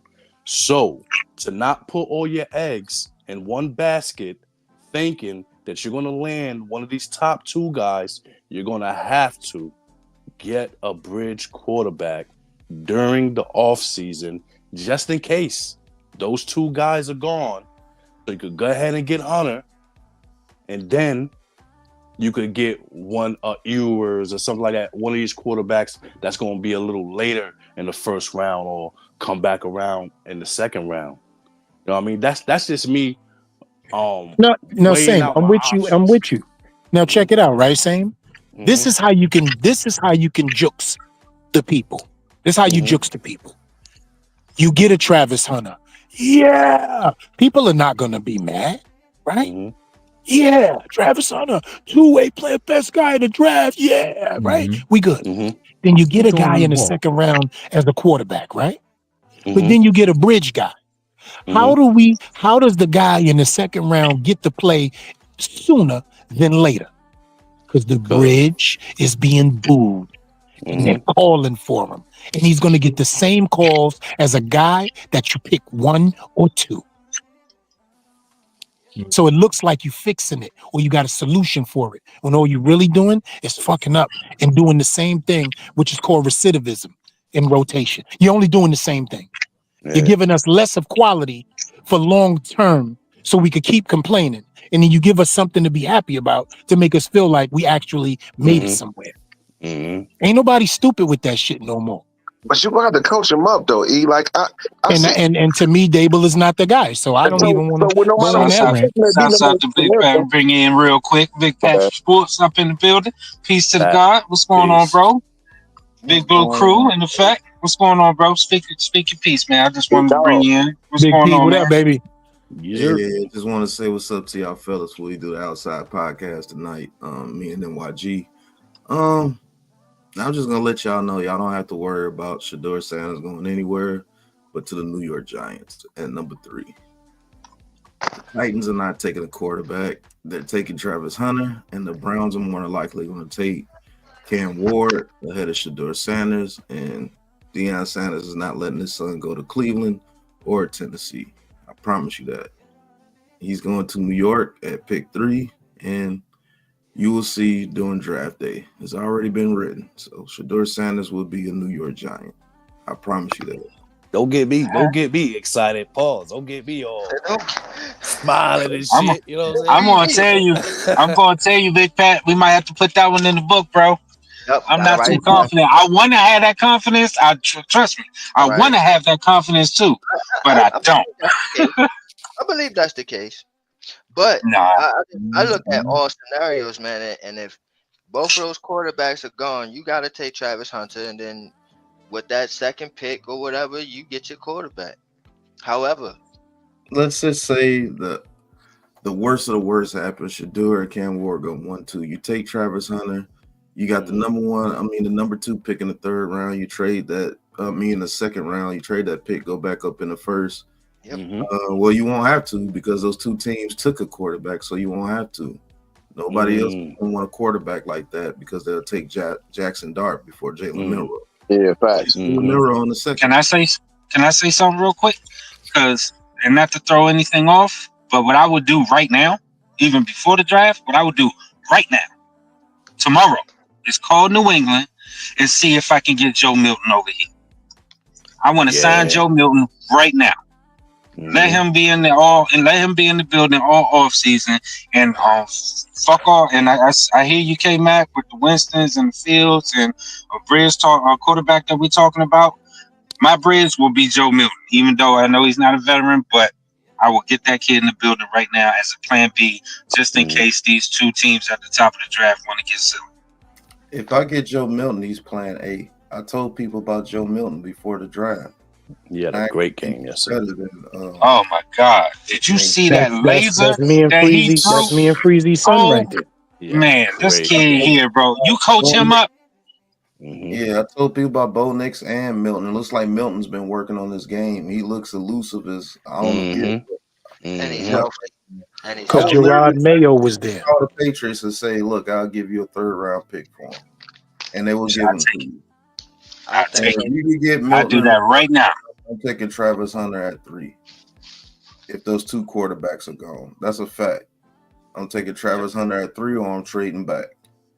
So it is what it is. There's many different scenarios, but it's already been written. Shedeur Sanders will be a Giant. But wanted to come on here and rap with you brothers before I did the outside podcast. But great conversation, man. Y'all keep it going, man. Definitely, man. Appreciate you, man. Y'all make sure y'all go check out Outside Podcast after us, of course. But you know what I mean? Check out all your favorite Giant content creators, you know what I mean? Shouts out to Big Dash, Big Blue Crew up in the building, Big Pat Sports, you know what I mean? All the folks is here. Y'all make sure y'all check them all out. Check us all out. Yeah, and let me start this real quick, real early. Pat, don't go nowhere, man. Listen, we will be at the Reese's Senior Bowl, man. So I want everybody right now to tune in for that. I want everybody to get that early notifications on, man. Look out for us at the Reese's Senior Bowl, man. We will be there for all the coverage, all the content, all the interviews, and all that stuff that you guys need. We will be bringing it to you. The Big Blue Crew Sports Network and the Shakedown Media Network will be at the Reese's Senior Bowl. So look out for all your coverage on everything going on down there in Mobile. Yeah, send us your questions too. You know what I mean? Because if I see Sean, I'm gonna run up on him like pizzas and low down dirty shame. Be like, "What the fuck, man?" Hit him with Should that do it Charlie. like grandma. I mean, not grandma. Mama on Waterboy. Right. Fact. You know what I'm saying? Like, has your philosophy changed? What mistakes have you learned from? And don't tell me you understand the question. Answer the question. And you know what? You said something right there. I think that's why they retained him. Because as an owner, you got to be able to feel like if you hire somebody, they can make good on their mistakes, right? Especially a lot of times owners, they got too much to go on. They meddling. And so, say for instance, like we got Paul DePodesta, and the owner didn't listen to him on the cup, like on Josh Allen and a couple of other moves. And so, like, I didn't listen to him, so that's why I retained him, because I'm enough to listening. And I should have listened to myself. So and that may be some of that going on, I think, with the Giants. Like, damn, I told you. So it's like, damn, I'm the owner, and I'm thinking I know everything, and I fucked up. They told me to do this. This didn't happen. So just by grace, I'm gonna give you another year. And I think really that's what happens when you see a staff held long. You know, let me see if they can make up for my mistakes. You know, that's what I'd be thinking. No, it makes sense to me. That I take that, because I'm telling you, I'm flabbergasted on why they still here. You shouldn't be flabbergasted. It's the guilt trip, right? Everything was built off them getting their quarterback. So you let them get their quarterback, but they are on the hot seat, and they will be fired after this year if they have another bad year. And See, you that's gotta my hope thing. that Hold on, quarterback that we got, can. real quick, Big Pat, we're all for that, right? Because I thought about that, and so I'm like, all right, if it don't work out, and how you fire them next year after making the quarterback decision? So now, after they make the quarterback decision, you're gonna ask the next guy to say, all right, take on this quarterback that the last regime just. You know what I'm saying? Yeah, that's what I'm saying. It would be a mistake if they get fired. And before I get to this Chris Ram comment, I think it'd be a mistake if they fire him now. You're on the lease for at least 2 or 3 years now, because now you have to see the fruit of the coaching. That's a fact. 2 to 3 years. Hey, That's an absolute fact. Is he able to? That's what I hate. Get prepped for the podcast, but now I know y'all on Monday nights, and I'm gonna be tuning in more and sharing you guys more, man. But appreciate you for letting me on. We'll get prepared for this podcast, man. This conversation is dope, man. Y'all got to keep it going. Yes, sir. Appreciate you coming through, man. Appreciate you, Pat. I want to get to this because I really don't understand it. That's why I want to kind of read it back. It's like I don't understand it either. Yeah, I was like, after news of both of them returning. Who are you talking about? Who's returning? Exactly. Because to me, that sounds like it's a bad thing to pick a black quarterback. That's what that sounds like to me. Right. That's why. And I was like, please correct me, Chris, if I'm wrong. If I'm reading this wrong. If I'm wrong, let me know. Yeah, let me know. But we want to understand your comment here. And I also want to know who's returning, right? You said both of them returning on the cherry on top. I don't know what that means. So if you're still here, shine some light on what you meant by that. I think what he's trying to say is the both of them returning and not choosing a black quarterback if he falls to them at 3 is the cherry on top. Meaning that would really show. You get what I'm saying? He's saying that if a black quarterback is there at number 3 and he's not chosen, that's the cherry on top with having them back for them to be fired. Gotcha. Okay. Can I ask you, do you think Dable can coach either one of those guys up? No. Damn, man. I mean, I'm looking to take Travis then. If I'm y'all, shit. Whoa. Y'all said that you don't believe that he can coach one of these guys up? No. Cam Ward. We believe Cam. I think Cam Ward is more of a type of quarterback he likes. Exactly. He doesn't like pocket passes. He wants to do. And I've already broken down why. And that's why I asked. So you got that's why I asked, because I feel like he's successful with those guys, like, oh boy. So is he that guy that coaches coach that can coach any kind of God back Fuck there. no. John Gruden. Is he No. John Gruden? You know what I'm No, saying? let me break down who he is real quick in 5 seconds. You have to be above Brian Daboll's playbook and his talent acquisition and thought process in order for him to look like he's successful. An average to above average quarterback will motherfucking die when they come here. Cam Ward is not an above average quarterback. He's an elite talent when it comes to the things that he can do on the football field. And that's what will make Brian Daboll look like he fucking coaching, because he'll be above his X's and O's and that bullshit Walmart menu. There you go. And see, that's what I was gonna say, because when y'all said no, that they wouldn't be able to coach either one of these guys, I don't think really it would matter about him coaching them up, because their talent will oversee all that of his, you know what I mean, detriment. Yeah, So see, I don't think. my thing is with this is like, if he gets a Cam Ward, you know what I'm saying, it's more of he got his Josh Allen now. You know what I'm saying? He's like, all right, I got my Josh Allen and Big Blue.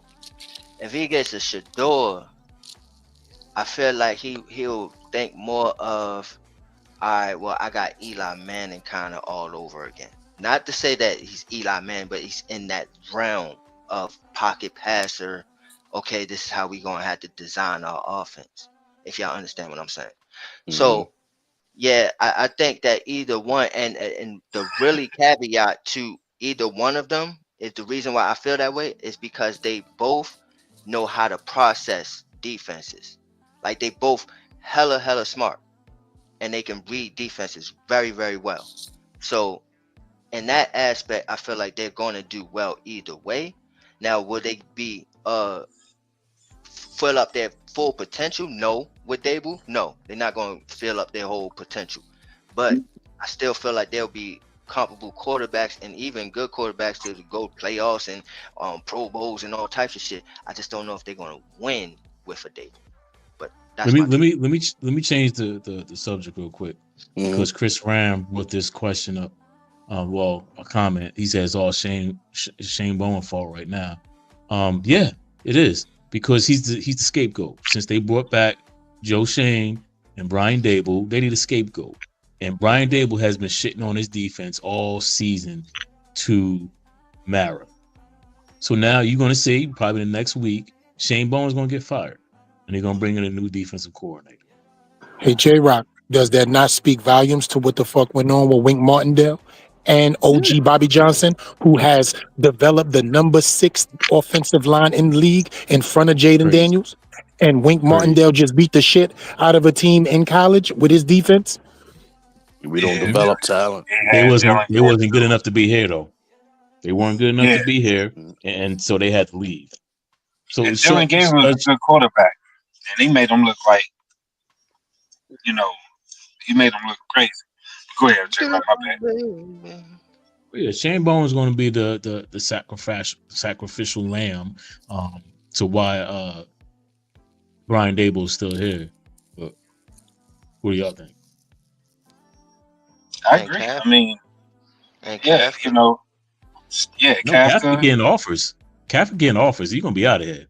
Yeah, Kafka's gone. I would leave too. Be out of here. I don't think so. I think the Bears requested him to interview for the head coaching job, and I think the Saints want him to be the offensive coordinator. You said who? Y'all said who? Who was that? Mike Kafka. Mike Kafka. Yeah, our current supposed offensive coordinator, but / assistant head coach. Right. I was just about to ask y'all if he like in the corner. I was just going to ask y'all when y'all retaining him, but you think he's going to be the head coach? He's definitely. He was interviewing last year.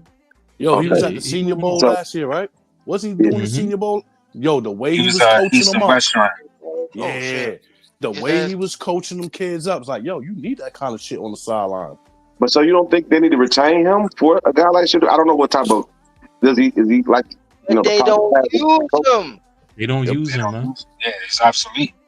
So you saying Daboll, even though Daboll's there, he won't, because if you get a guy like Shador, you're gonna need help. It's like this. Put it like this. It's like I don't know if you know Sci-Hi the Prince, the rapper, but his history. Of course. He goes. I'm hip-hop.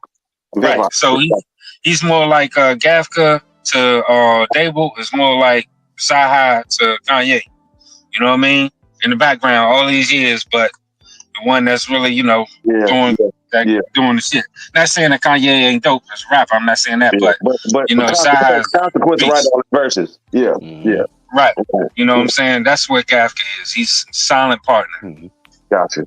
I don't want you, but I don't want nobody else to have it. Exactly. Yeah. Yeah, now show me how to do this route tree thing again. So that means Dable ain't smart enough to be able to step back and let Shador become. He gonna have to get, and that's what you used to try to see in the owner. Can the guy, learn from their mistakes? And I'm thinking that's what he's hoping. But you got to be able to. If you can't coach Shador, there's no reason to get him. It's just enough because he's gonna be out the door anyway. Because Shador can't go nowhere after you draft him. So you got to get a guy to come in and be able to coach him anyway. So y'all gonna have to get that right OC and let him do his job. Because any success, the little success that this team has had this past season, wasn't from play calling. It was through talent. It was the talent of the players. A Tracy, Wandell able to get open, Malik Neighbors and things like that. All that shit is not attributed to the coaching. Because if you look at the all 22 and the routes he have them running, the shit's trash. It's, you know what I mean? Like anything past 10 yards, you barely see it. Now throwing passes. I don't want him as an OC, man. I think Kafka had a better handle on it when he had that bird's eye view up there in you know what I mean?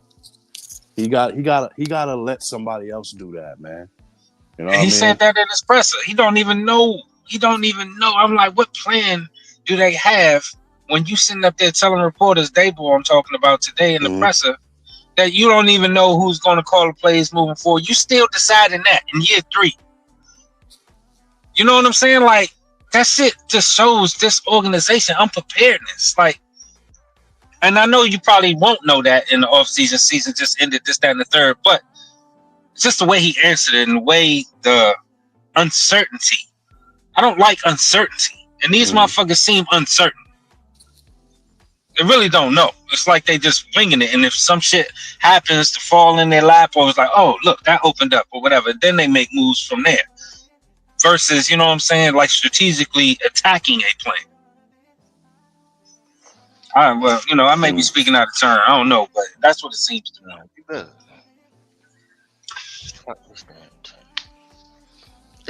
My motherfucking strike was supposed to have been lifted. Yeah, Shakes, you've been on strike all year. You've been Purple City gang. You might have to extend your membership for a while longer. I know, that's what I'm saying. Like, bro, it was supposed to have been lifted this week, bro.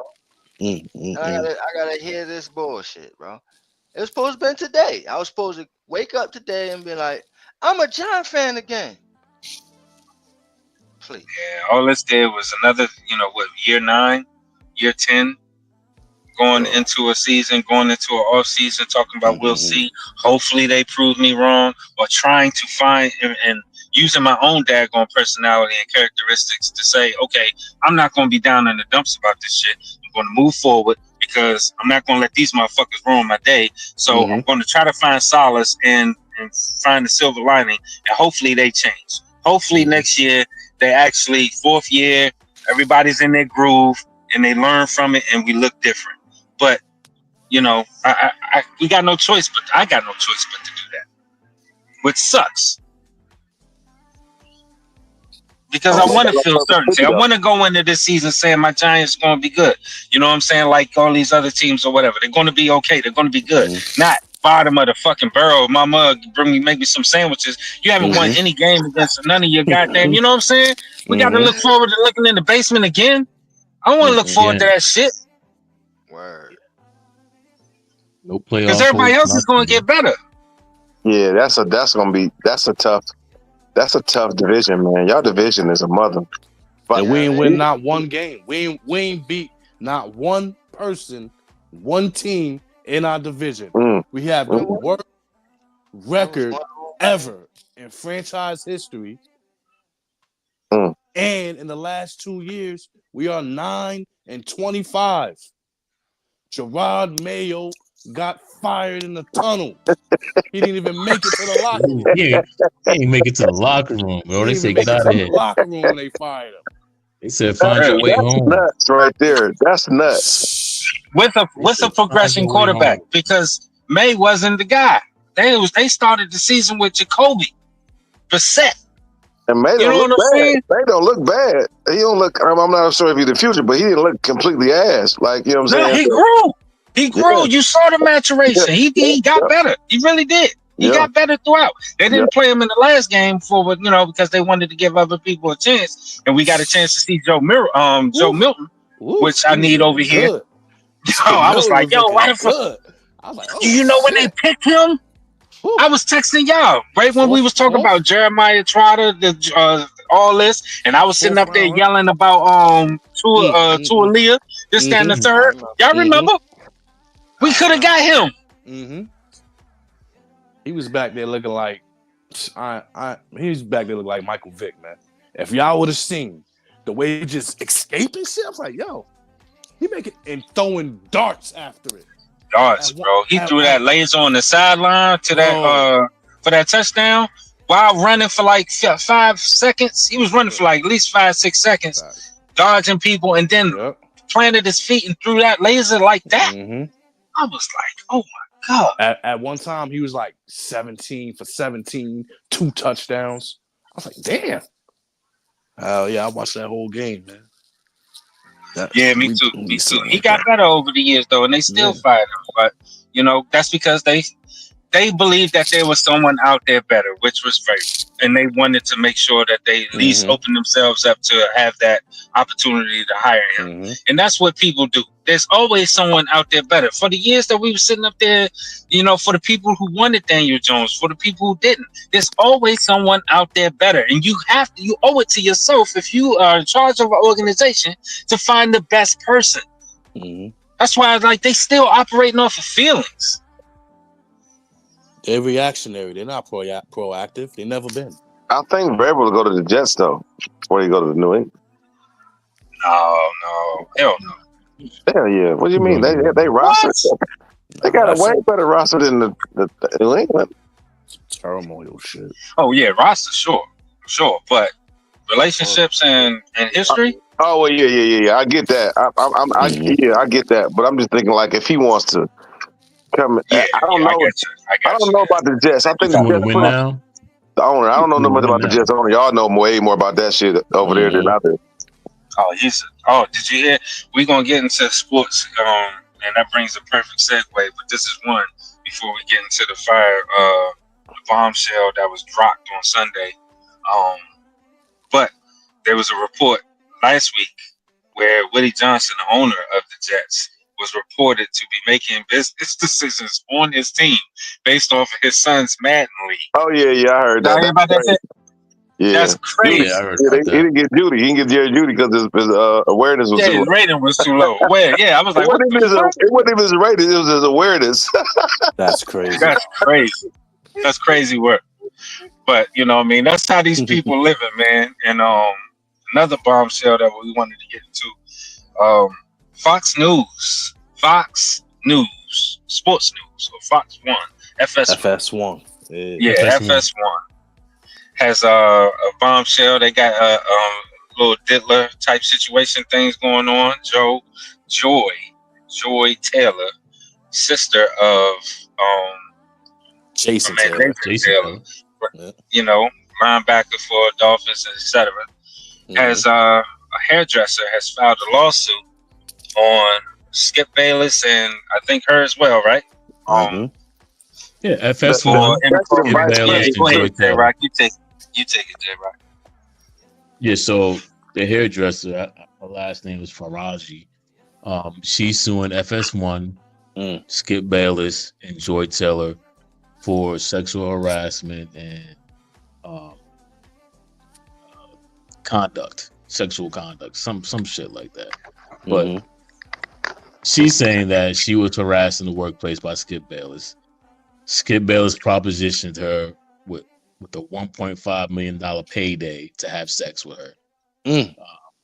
Joy Taylor was sleeping around with the VP of operations for FS1, and also Emmanuel Acho to get where she's at today. So that's the gist of it all. But whew, that's crazy. Damn. And she slept her way to the top. Yeah, Are we Jordan. mad? Let's name the suspects in here, please. I Well, need for us to talk about the suspects in this situation. We'll talk about Skip Bayless first. I'll go last. How do y'all feel about him propositioning this woman while he's married, offering her 1.5 million?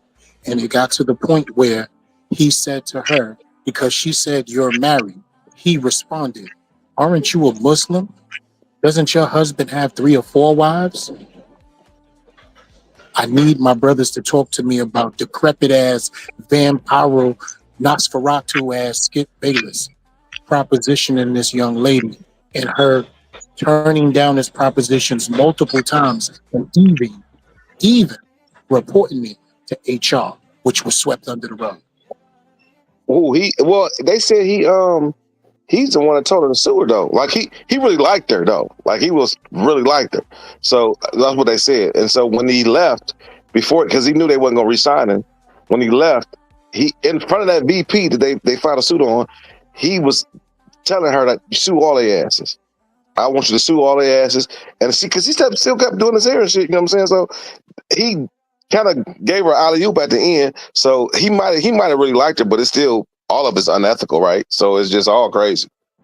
I would like for you to clarify for the people what is an alley-oop from Skip Bayless offering 1.5 million for some pussy. So I'm talking about at the end. No. That well, first of all, if you take 1.5 million, I mean, some could consider that, but that's why I was not talking about that. I mean, like at the end, he literally told her, "Listen, they're after you. This is what they're doing. They're trying to push you out by changing the schedule.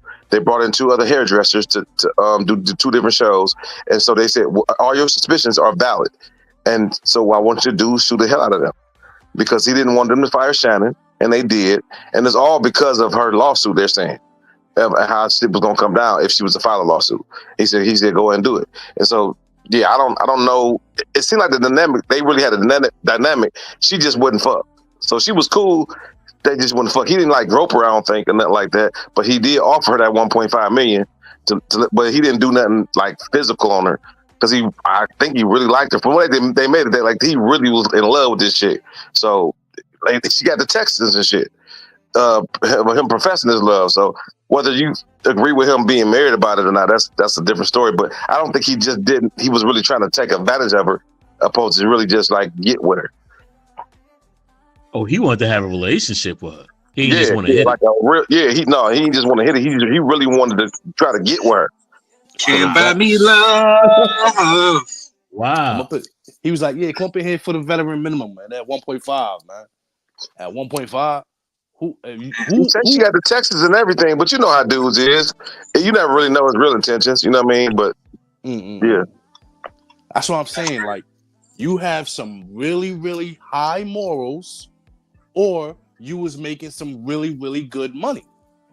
Because 1.5 is a lot of money. You start thinking about it, like, damn. But it's what? Absolutely. Them shriveled up balls. Might have, you know what I mean? Like, for real, like knowing he ain't gonna really be but 3.5 minutes, same. Listen, he got that Viagra. He got that Bluetooth. Yeah, he be. I got to know from the women, bro. What makes you succumb to such displeasure? That's nasty as shit. Just to say that, that's just nasty. So what? I mean, damn, bro. I mean, I already know the answer to that. It's rhetorical. But how do the women feel out there that's listening to this, that hear these things, and the ones out there really trying to make it and really trying to stand on business and stand on your education, stand on whatever, you know what I mean, that you need to stand on. But then you got these other people, because, you know, Joy been running around here for years now, standing on how she made it based off of her acumen and based off of what she got and this, that, and the third, all in her brain. And I had to work hard and go. She sat in front of Shady McCoy and on I Am Athlete, talking to these individuals, saying how hard it is for her. and how hard it was Work for her. hard, get to where she. Yeah, I Yeah, remember that interview. pun She had to right, tell her pun Remember son, that? this You intended. know what I'm is the saying? part. This Come to is find out. Come to find out. You know what I'm saying? Like, You giving up the how peanut does that butter make y'all feel? and the jelly. Yep. I Come to mean, find out, you took the I easy think that way. would be a lot of dope. Like if I had to sell my soul to get there, I might. She might react like that on TV. Like y'all don't know what I needed to do to get here. You know what I'm saying? Why Yeah. you don't get along with There's a your lot of brother? bad boy artists saying that shit right now too. Yeah. Shit. Your brother is an ex NFL player. He ain't hit you with no bread. Stop it. Yeah, Just from you being his that's the sister, embarrassing part. it gave you opportunities that other people wouldn't have. And you're pretty, so you get that privilege on top of that. You're doing. I was about to say something, man. You out here doing. But see, that's what I stuff. thought. Same. I thought that's how she got the position because of who her brother was. Yeah. But then we find out that's not the situation. Yeah. You go on a But ain't that regular. how it go though? But ain't that how this world go though? Yeah, but she's I mean- going a regular, unfortunate route. Like that's for somebody who needs that opportunity. So you're just that's greed. Because you already gotta be well off with your brother, unless that situation, unless your relationship ain't what it should be. But like I said, just from her being the sister of Jason Taylor, it opened doors for her that it wouldn't open for other people. And her being pretty like she is, it opened doors for her like it would, that wouldn't be open Because for other people. You know what I'm saying? she's not good at her job. First of all, I don't know if I ever watched her. She's not good at her job. Yeah, and she gets emotional at times. Yeah, that I don't like that. Yeah. And to go from She being a bartender she personalizes. to being a Right. sportscaster, Mhm. like that's you can't. That's not an everyday occurrence.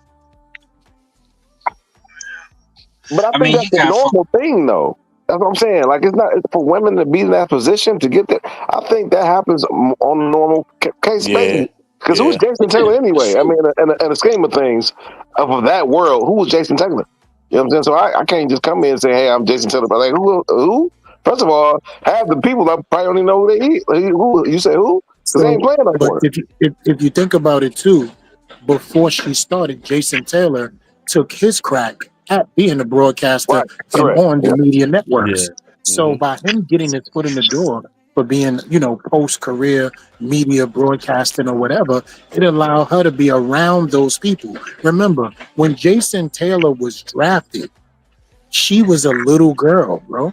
So she grew up around the NFL and everybody in the NFL because of her brother. So they watched her develop through teenage years to being a grown-ass woman to somebody looking over and saying, damn, yo, Jason Taylor, little sister, is it. But because she grew up around that, the promiscuity of her life and not being able to get with all those guys in her mind and just being cast off by her brother, the side of her that really wanted to indulge came out. Ocho popping off. Shady popping off.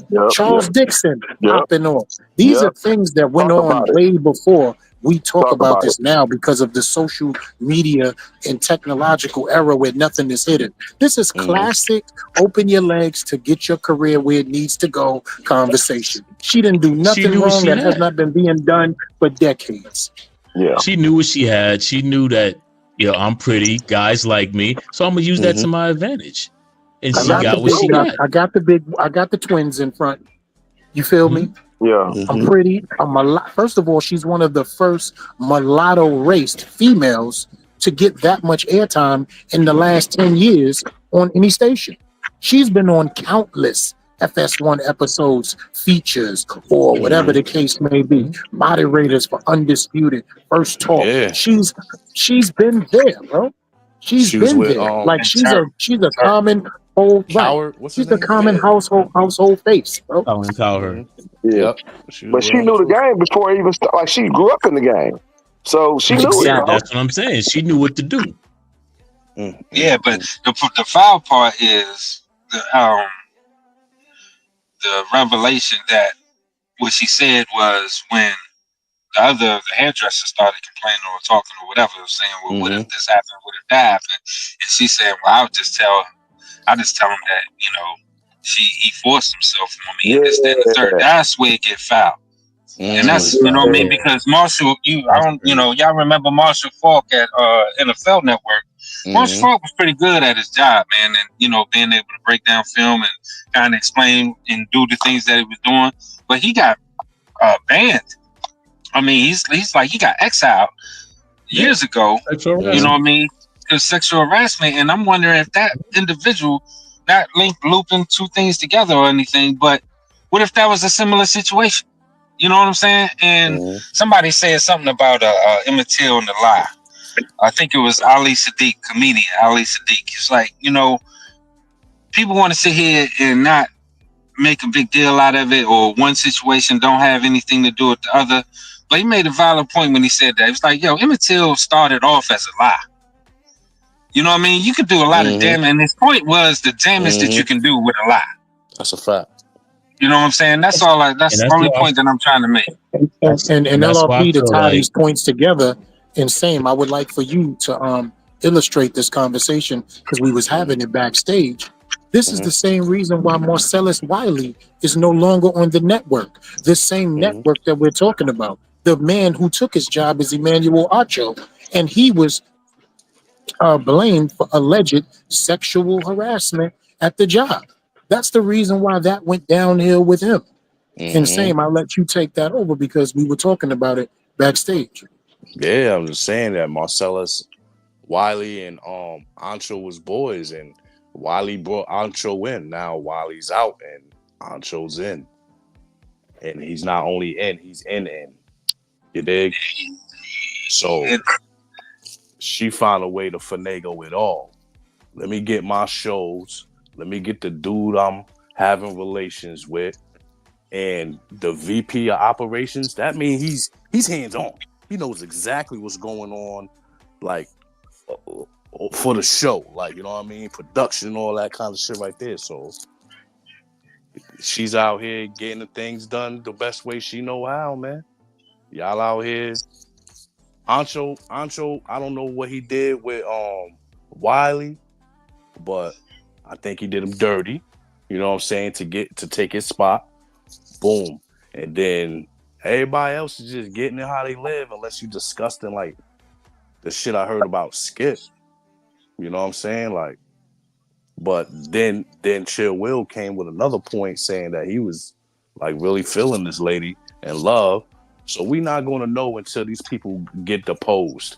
Because when you have a lawsuit like that, they could go to people like, see, Joy was married, but she cheated with the VP. So that ended that marriage. Yeah. So now they could bring in the husband. Is this why y'all got divorced? She was cheating with this guy? Oh, okay, yeah. And then she was messing with another dude she was engaged to. And let me bring some just names up real quick. Who you are referring to is Earl Watson, the NBA Earl player. Watson. Keep going. Yep. Earl, they broke up because of her infidelity. That's just what she do. With Acho. Yeah, exactly. That's just what she do, man. While she was engaged to this dude. And that type of shit is public information. Once that happens, and they have that, because you can't lie to the goddamn, excuse my language, you can't lie to the attorneys. You know what I'm saying? During your deposition, all that shit will get used against you in court. Yeah, you and it'd be hard for her to turn and say that, hey, he forced myself on me. But you've been out here fucking everybody. I mean, you know what I'm saying? I mean, effing everybody. So, yeah. So all that shit is going to come it's to the holier than thou ass people, man. The only reason, and it's, everybody's talking about it, but we brought it up for sure. But these holier than thou ass people, because if they are keeping in with consistency, Emmanuel Iguodala, former coach of the Celtics, lost his job because of the same shit. That's a you know what I mean? Same shit. It's like workplace and this, that, and the third. Yep. Whether it's true or not, whether it just got to look bad. You gone. That's it. That's gone. See, you know what I mean? I feel like if these women get caught in a lie and it's a lie about the sexual harassment, I think they should be taken to court and given the same time those men were about to get before they found out you were lying. Hell Just like yeah. the chick who accused the Duke lacrosse team of raping her, and they find out that they never touched this chick. So I think she should go to jail. Man, I've been thinking that since the beginning of time. Not only that, but like with these women who got child support on these men that ain't the daddies and all that bitch should have been like that. If you accuse, and especially when you know, because it's undoubtedly you kind of sometimes in some cases know that this dude ain't even the father. So you go and you collecting money from him. He can't get that money back. I guess he could try to sue for it back. He can't get that. You can't get nothing back. So I definitely feel like that should be a crime, and it'll stop a lot of that. It'll stop a lot of that. Hell yeah. Definitely defer him from doing that shit. Like that man was about to get 4 or 5 years. But you don't care about nothing he had to worry about, his family, his job, his things that he had going on. Oh, you a mom? So what? You know what I mean? Like they need to start getting that same type of treatment. We find out you lying on people like that, like especially the guys that be coming out of college and then they don't even make it to the league because of that kind of shit.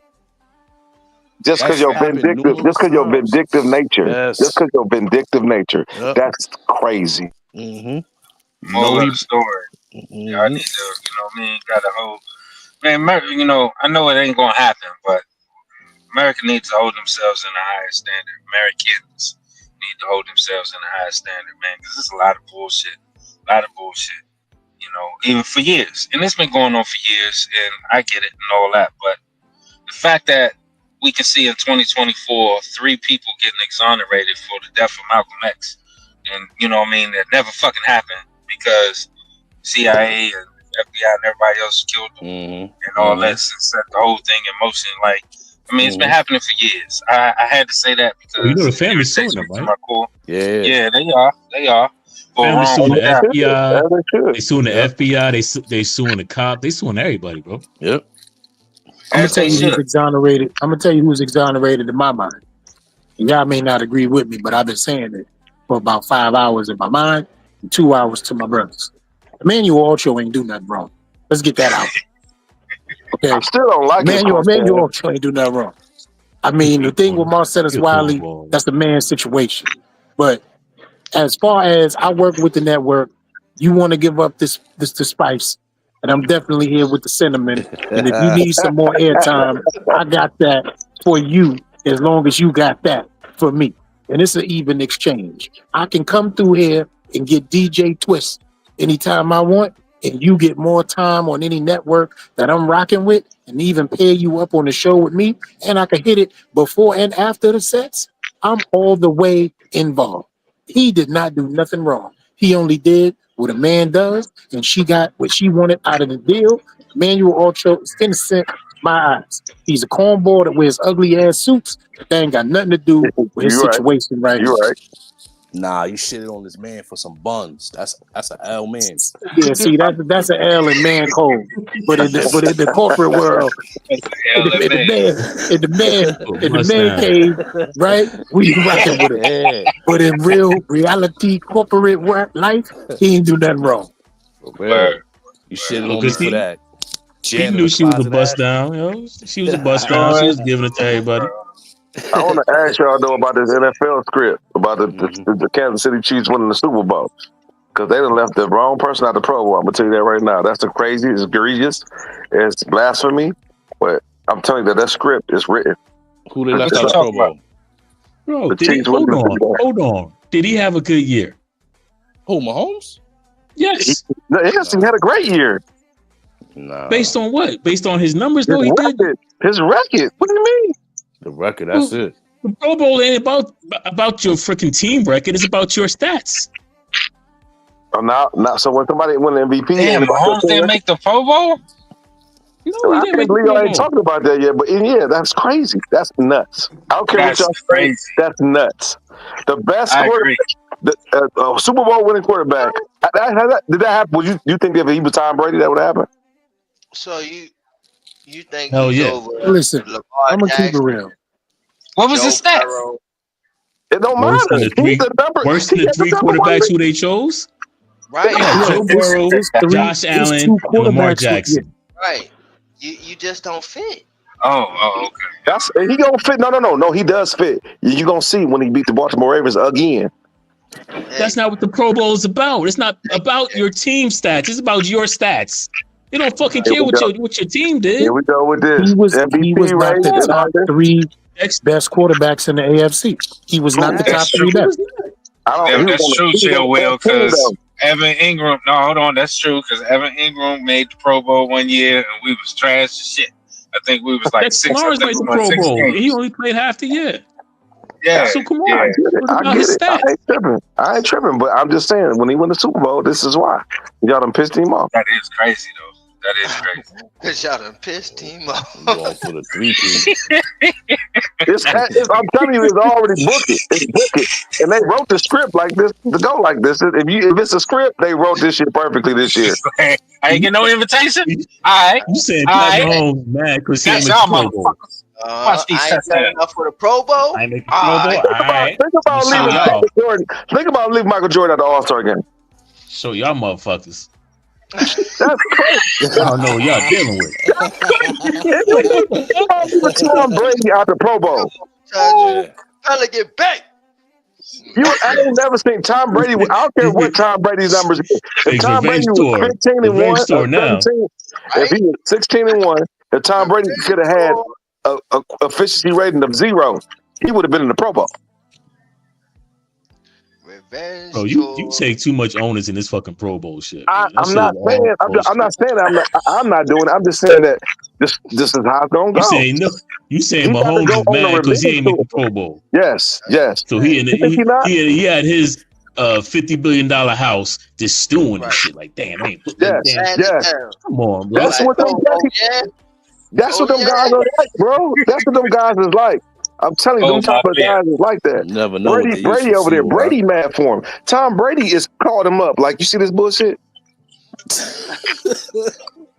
Hey, you gonna get their ass. You gonna get their ass for me.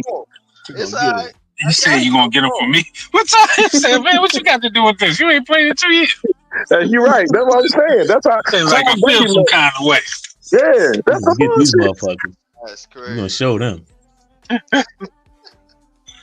Hey, that is crazy. I didn't know that. Have you ever heard of some shit like that though? I ain't never heard no shit like that. Bro, I've seen Super Bowl winning quarterbacks next year be trash and don't make the Pro Bowl. I've seen that. But he wasn't trash. Based on his numbers, he wasn't the best quarterback. But he wasn't trash though. He's based on his numbers, he's the best quarterback technically because he got the best record. That's crazy. Yeah, but Pro Bowl fans be picking that shit and all that. And No, he coaches gave something to do with it too. He was barely winning those games, man. Them games started to look set up. The shit that was happening at the end of these games for the Chiefs to win. That shit ain't work. Rigged as hell. I'm like, yo, that shit was suspect, bro. Rigged for real. Like, the shit that was happening at the end of these games, like, all right. Like, damn, how that happened? The fix is in, listen. I'm not gonna disagree with that. I'm not gonna disagree with that. But shit, they had to make it with the Jordan rules. So I'm not lying. Yo, Same. This dude is 11 for 11, 30 for 30. In the last 2 minutes and 52 seconds, up by 3, he can't hit nobody to save his life. He is overthrowing, underthrowing, and all of a sudden throwing the ball out of bounds, making bad decisions so he can get the ball back with 1 minute and 12 seconds left with 2 timeouts with a short field. I said, at some point, we was calling that he was going to win games even when they was losing. And with 5 minutes to go, we said, yo, they're going to come back and win this game. Watch. Yeah, I'm telling you. And Kelsey was moving slower than Whitney, bro. And I was like, how the fuck is this happening? Witten, man, I'm still scarred, man. That man still scarred over Whitney, bro. Too savvy, man. That slow motherfucker get open, man, more than anybody I ever seen, man. I was like, how does this happen? Got more catches for a tight end than Yo, anybody in history he had on our team. 21 on us one game. Against the So how you Giants. see a big ass white boy not run past you like this? Man, because route running ain't nothing about speed. It's all about savvy. Period. Mm-hmm. And that's what Yes, Kelsey sir. do. Oh, cause he Yeah, that's Slow, what Kelsey slow do. move. I know route running ain't about speed because I know all about route running. But I tell you one thing: how many motherfucking routes can you run 21 times in a game? 21, bro. Yo, and they Him don't and even see you. him and Tony Romo going crazy 20, on yo, you us. got 21 catches in 21? a game, son. Come Chill, on, Will. I man. don't think you understand what we're talking about. So let me break Yo, it down for you. In the Sometimes you're same spot. targeted 21 times in 3 games, and you have about 14 catches over that span. He had 21 catches in a game. 21 in the game. So that means he got to get targeted how many times? 38. At least I 30. know, right? He At caught least. every one of them shits. Targeted 22 times. But Wade He was was he was a 21 for beast though. Wade 22. was always a beast though. He was a beast. Yeah. He was, but He it was just just, always phenomenal to see how they don't see it. Like, yo, just meet him at the spot. You gonna be right there. Just meet him there. man. know where he going. Man, You that know where he going. Like, you right there, 5 yards off the line. That little casual ass hook. He gonna slowly look to the left. Like, you know he ain't hell yeah. fucking going right. And that's the epitome of if they not going to stop it, you just Keep keep doing it. going. Yeah. Yo, Just and keep and doing and the Yeah. Giants can't never stop that dude. He played Not, against us with a lacerated spleen, not making plays. Making plays against the Giants with a No, lacerated spleen, bro. same. Mike Tyson talked about Jason Witten. Final. Oh my I broke goodness, my bro. back. That's Yo, final. Oh, lacerated spleen making plays. He was out there making plays. I'm like, go yo, ahead. Y'all want to go ahead and lead the people wanting more? As again, we're going. We got credentials, baby. We got media credentials to be in the building at the Collegiate Reese's yes, sir. Senior Bowl. Yes, Going to be sir. in the building. building. Press box access, press conference access, practice Ooh, wee. access to talk to Ooh, the wee. players on the field. Ooh, wee. The shakedown is going to be in the building, and Yeah. hopefully talking to some future Giants. Hopefully Mhm. talking to some GMs, networking, and Mhm. growing this thing. We appreciate everybody that tunes in with us, rocks with us, and carries on with us, man, as we try to move forward and build and grow. Fantastic show. Shouts out to Chill Will, special guest coming through. You know what I mean? And No doubt. shouts out to everybody, Big Pat Sports. Shouts out to Big Blue Crew. Shouts out to Big Dash Knows. Big Dash Knows what? New York Giants football. Love that dude. Shouts out to A-Trash, K-Mac, Chris Ram, No. Shouts out to the Wrench Gang, Nick G, D-Don. Going through it all here. You know what I mean? MVH, we saw you. Said never put it past the Browns to pick a quarterback. That's when we was talking about that. Clay Jr. was like, man, what are y'all talking about? Or what are you talking about? I think I was talking during that time he said that. I was talking about being busy at work. That's what the Giants do. They just stay busy. They don't really do shit. They just look busy.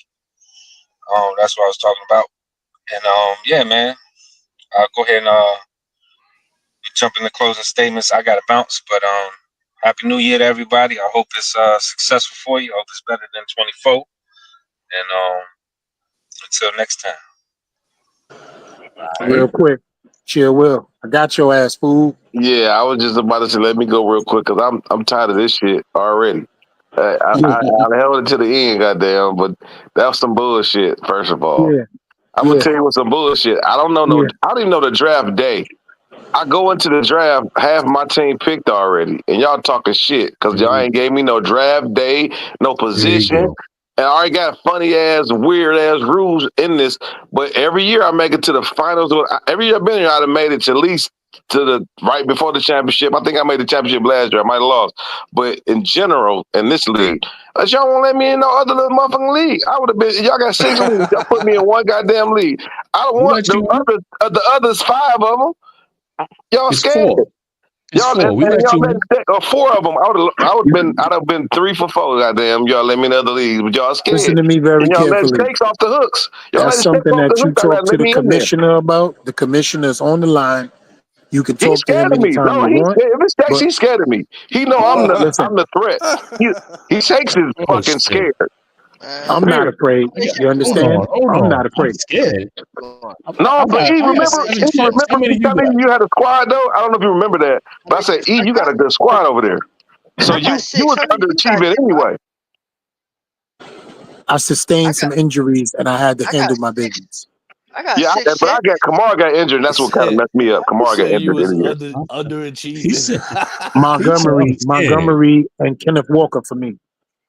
Yeah. And Kamara got hurt at the end, so that if Kamara didn't get hurt at the end, it would have been no question I would have won. But you Shakes, listen, you get on your high horse, cuz put me in them other leagues because you scared. I ain't got Be a nothing to do man with it. about it. Who I ain't got the nothing to do commissioner? with it. You holler at that boy. Yo, read your email, son. Yeah, and he My, always you he know, always see said, who emailed J-Rock, somebody that's something important. why Hey, are you I doing need to go to the doctor. Hold Look, on. read I your email. email Hey, I need $1 million. when Give me email. when the drafts are. I email everything. You need to read your email. My emails, man. We be on the show all First of day. all, we not deflected because when he was whooping ass throughout the season, he was letting everybody know about it. Like I No, got I your ass. I told got nothing. your. He was walking strong when he was winning. So we gonna take it where it need to go.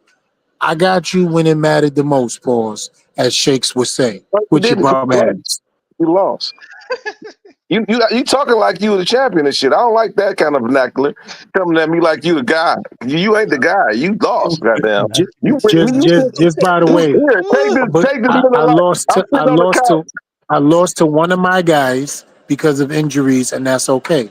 But I Me too. also won in one of them leagues. Hold on, I also won in one of them leagues that you're talking about. So when you get your Yes. bum ass to there, pay homage and respect because I'm the reigning champ. Well, The shakedown congratulations. rep one. Congratulations. And shout outs to Congratulations, Evie bro. from Italy because that was for you, my brother.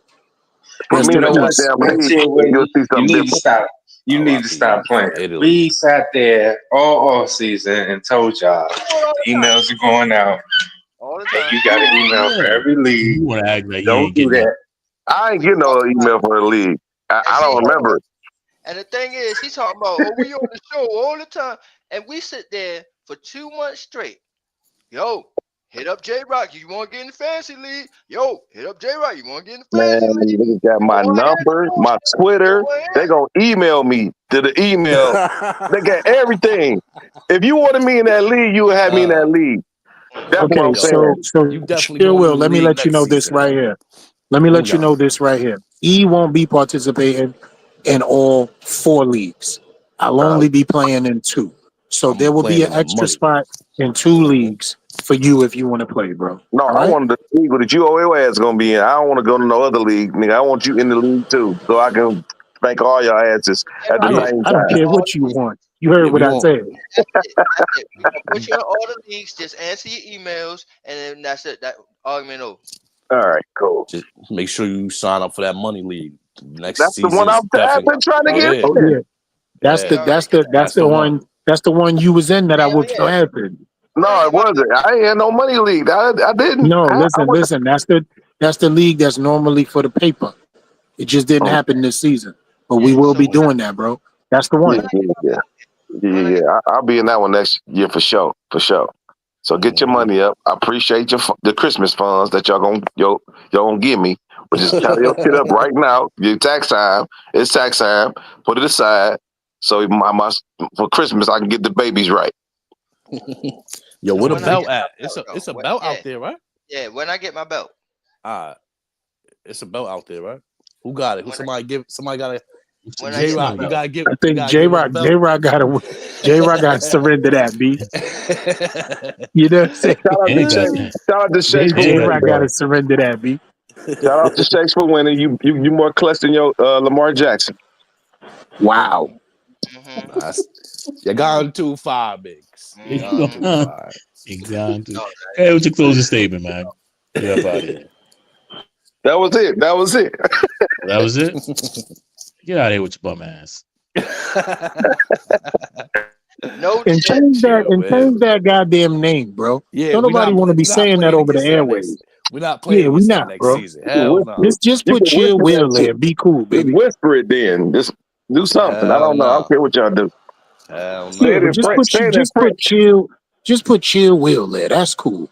Yeah. You gonna You be know what I'm saying? Don't nobody want to read them names CW. over the airwaves, bro. Man, Exactly, man. hey, Go ahead, listen. say, man. Go ahead with your closing. Yo, great show. Shout out to Black Freezy. Shout out to the whole Shakedown community. We appreciate y'all showing the love. Shout out to everybody on Facebook, Twitter, YouTube, whatever platform you using to show support, man. I really want to say that we appreciate it, man. I hope y'all brung in the new year the right way. We're going to keep going in this forward motion, and we're going to do what we do, man. Shout out to Rinse Gang, and salute, man. It's your boy, same difference, 2025, man. I'm out. Mhm. All right. Yo, Black Freezy in the neighborhood. Hey, make sure y'all taking advantage of them surveys Black Freezy putting out, man, on the YouTube channel. Mhm. Either chose, man. Go ahead with your closing. Yo, you already know, man. Shout outs to all the people listening on all the social media networks, man. Shout out for keeping us relevant, riding with us, and making us bigger, better, grow stronger, and most of all, man, bring this content to you guys and allow you guys to hear our voices, man. Happy New Year to everybody. This is our first show of the new year. We actually rocked for a little bit over 2 hours, man. We brought some great topics. Shout out to J Rock for producing today. Shout outs to Black Freezy was with us in spirit. Happy New Year to him and his family. And thanks for everybody being here today, brother. It's nothing more better than to sit with your brothers in fellowship, but most of all, talk about something you love and it's therapeutic for a brother like myself, man. We had a conversation earlier. Shout outs to Same Difference. And that Mm-hmm. conversation that we were speaking about, man. And moving forward, it's just going to be a better me. And y'all will see. Mm-hmm. The Yes, chosen one sir. from the Bronx, repping HBO, Harlem in the Bronx only. Y'all know what time it Yes, is. sir. Big BX. He the chosen one. Right. Yeah. Yo, appreciate everybody for coming out, man. I see some new names in the chat, man. Chris Ram, Les Dorsey. I don't know who that is, man. Appreciate you for coming on. I see some old heads in there. K Mac, No. Who was on there? Nate G. Never seen you before, man. What's going on? Also MVH. Never seen you in there before, man. What's going on? Uh, Clay Jr. 86. I think I seen you in here before, man. Appreciate you coming through. Um, and everybody else, G242, man. Appreciate all y'all. Sarah, D and Shelton, Went, Don J. Yo, man, we'll be back. Yeah, we'll be back. Making no promises. But we'll be Yeah. back, man. Yeah, stay tuned, man. We Yeah, got a lot more for 2025. I'm down for tomorrow. I'm off tomorrow, so Yeah. We be back, you know, Oh, so we since rocking. So we be the back season's tomorrow. over, man. We rocking. We rocking. Facts. We be back tomorrow. We're gonna give y'all some more information. We're gonna keep it live, man. 2025, man. We doing things different. Mm-hmm. Boom. See. Team Ultra. As we grow and we progress our game, we got more happier things to talk about, man. The season's over, man. That was a long pause, end of the season. Like, for how long we've been out of the race, that was extended pause, man. Like, it was, I'm just, go ahead. Shut it down, I man. think every loss just shut us down more. Same. That shit was crazy, bro. I don't never want to go through no shit like that again. The shit was over in October. I paid $1 to watch a game. So in the beginning of the season, I said all of this. And again, another one of those, I'm gonna grab my flowers here again, where I predicted a 3-win season. I was right again. But all season long, I was on strike. And it's been a long season. Y'all say it's been a long ending of the season for y'all. My shit began way before y'all. You know what I'm saying? Like I was sitting there done and saying, forget this season. when y'all still had hopes. I'm the one that seen this shit like it ain't no hope. It ain't none. But with that being said, my strike is now over.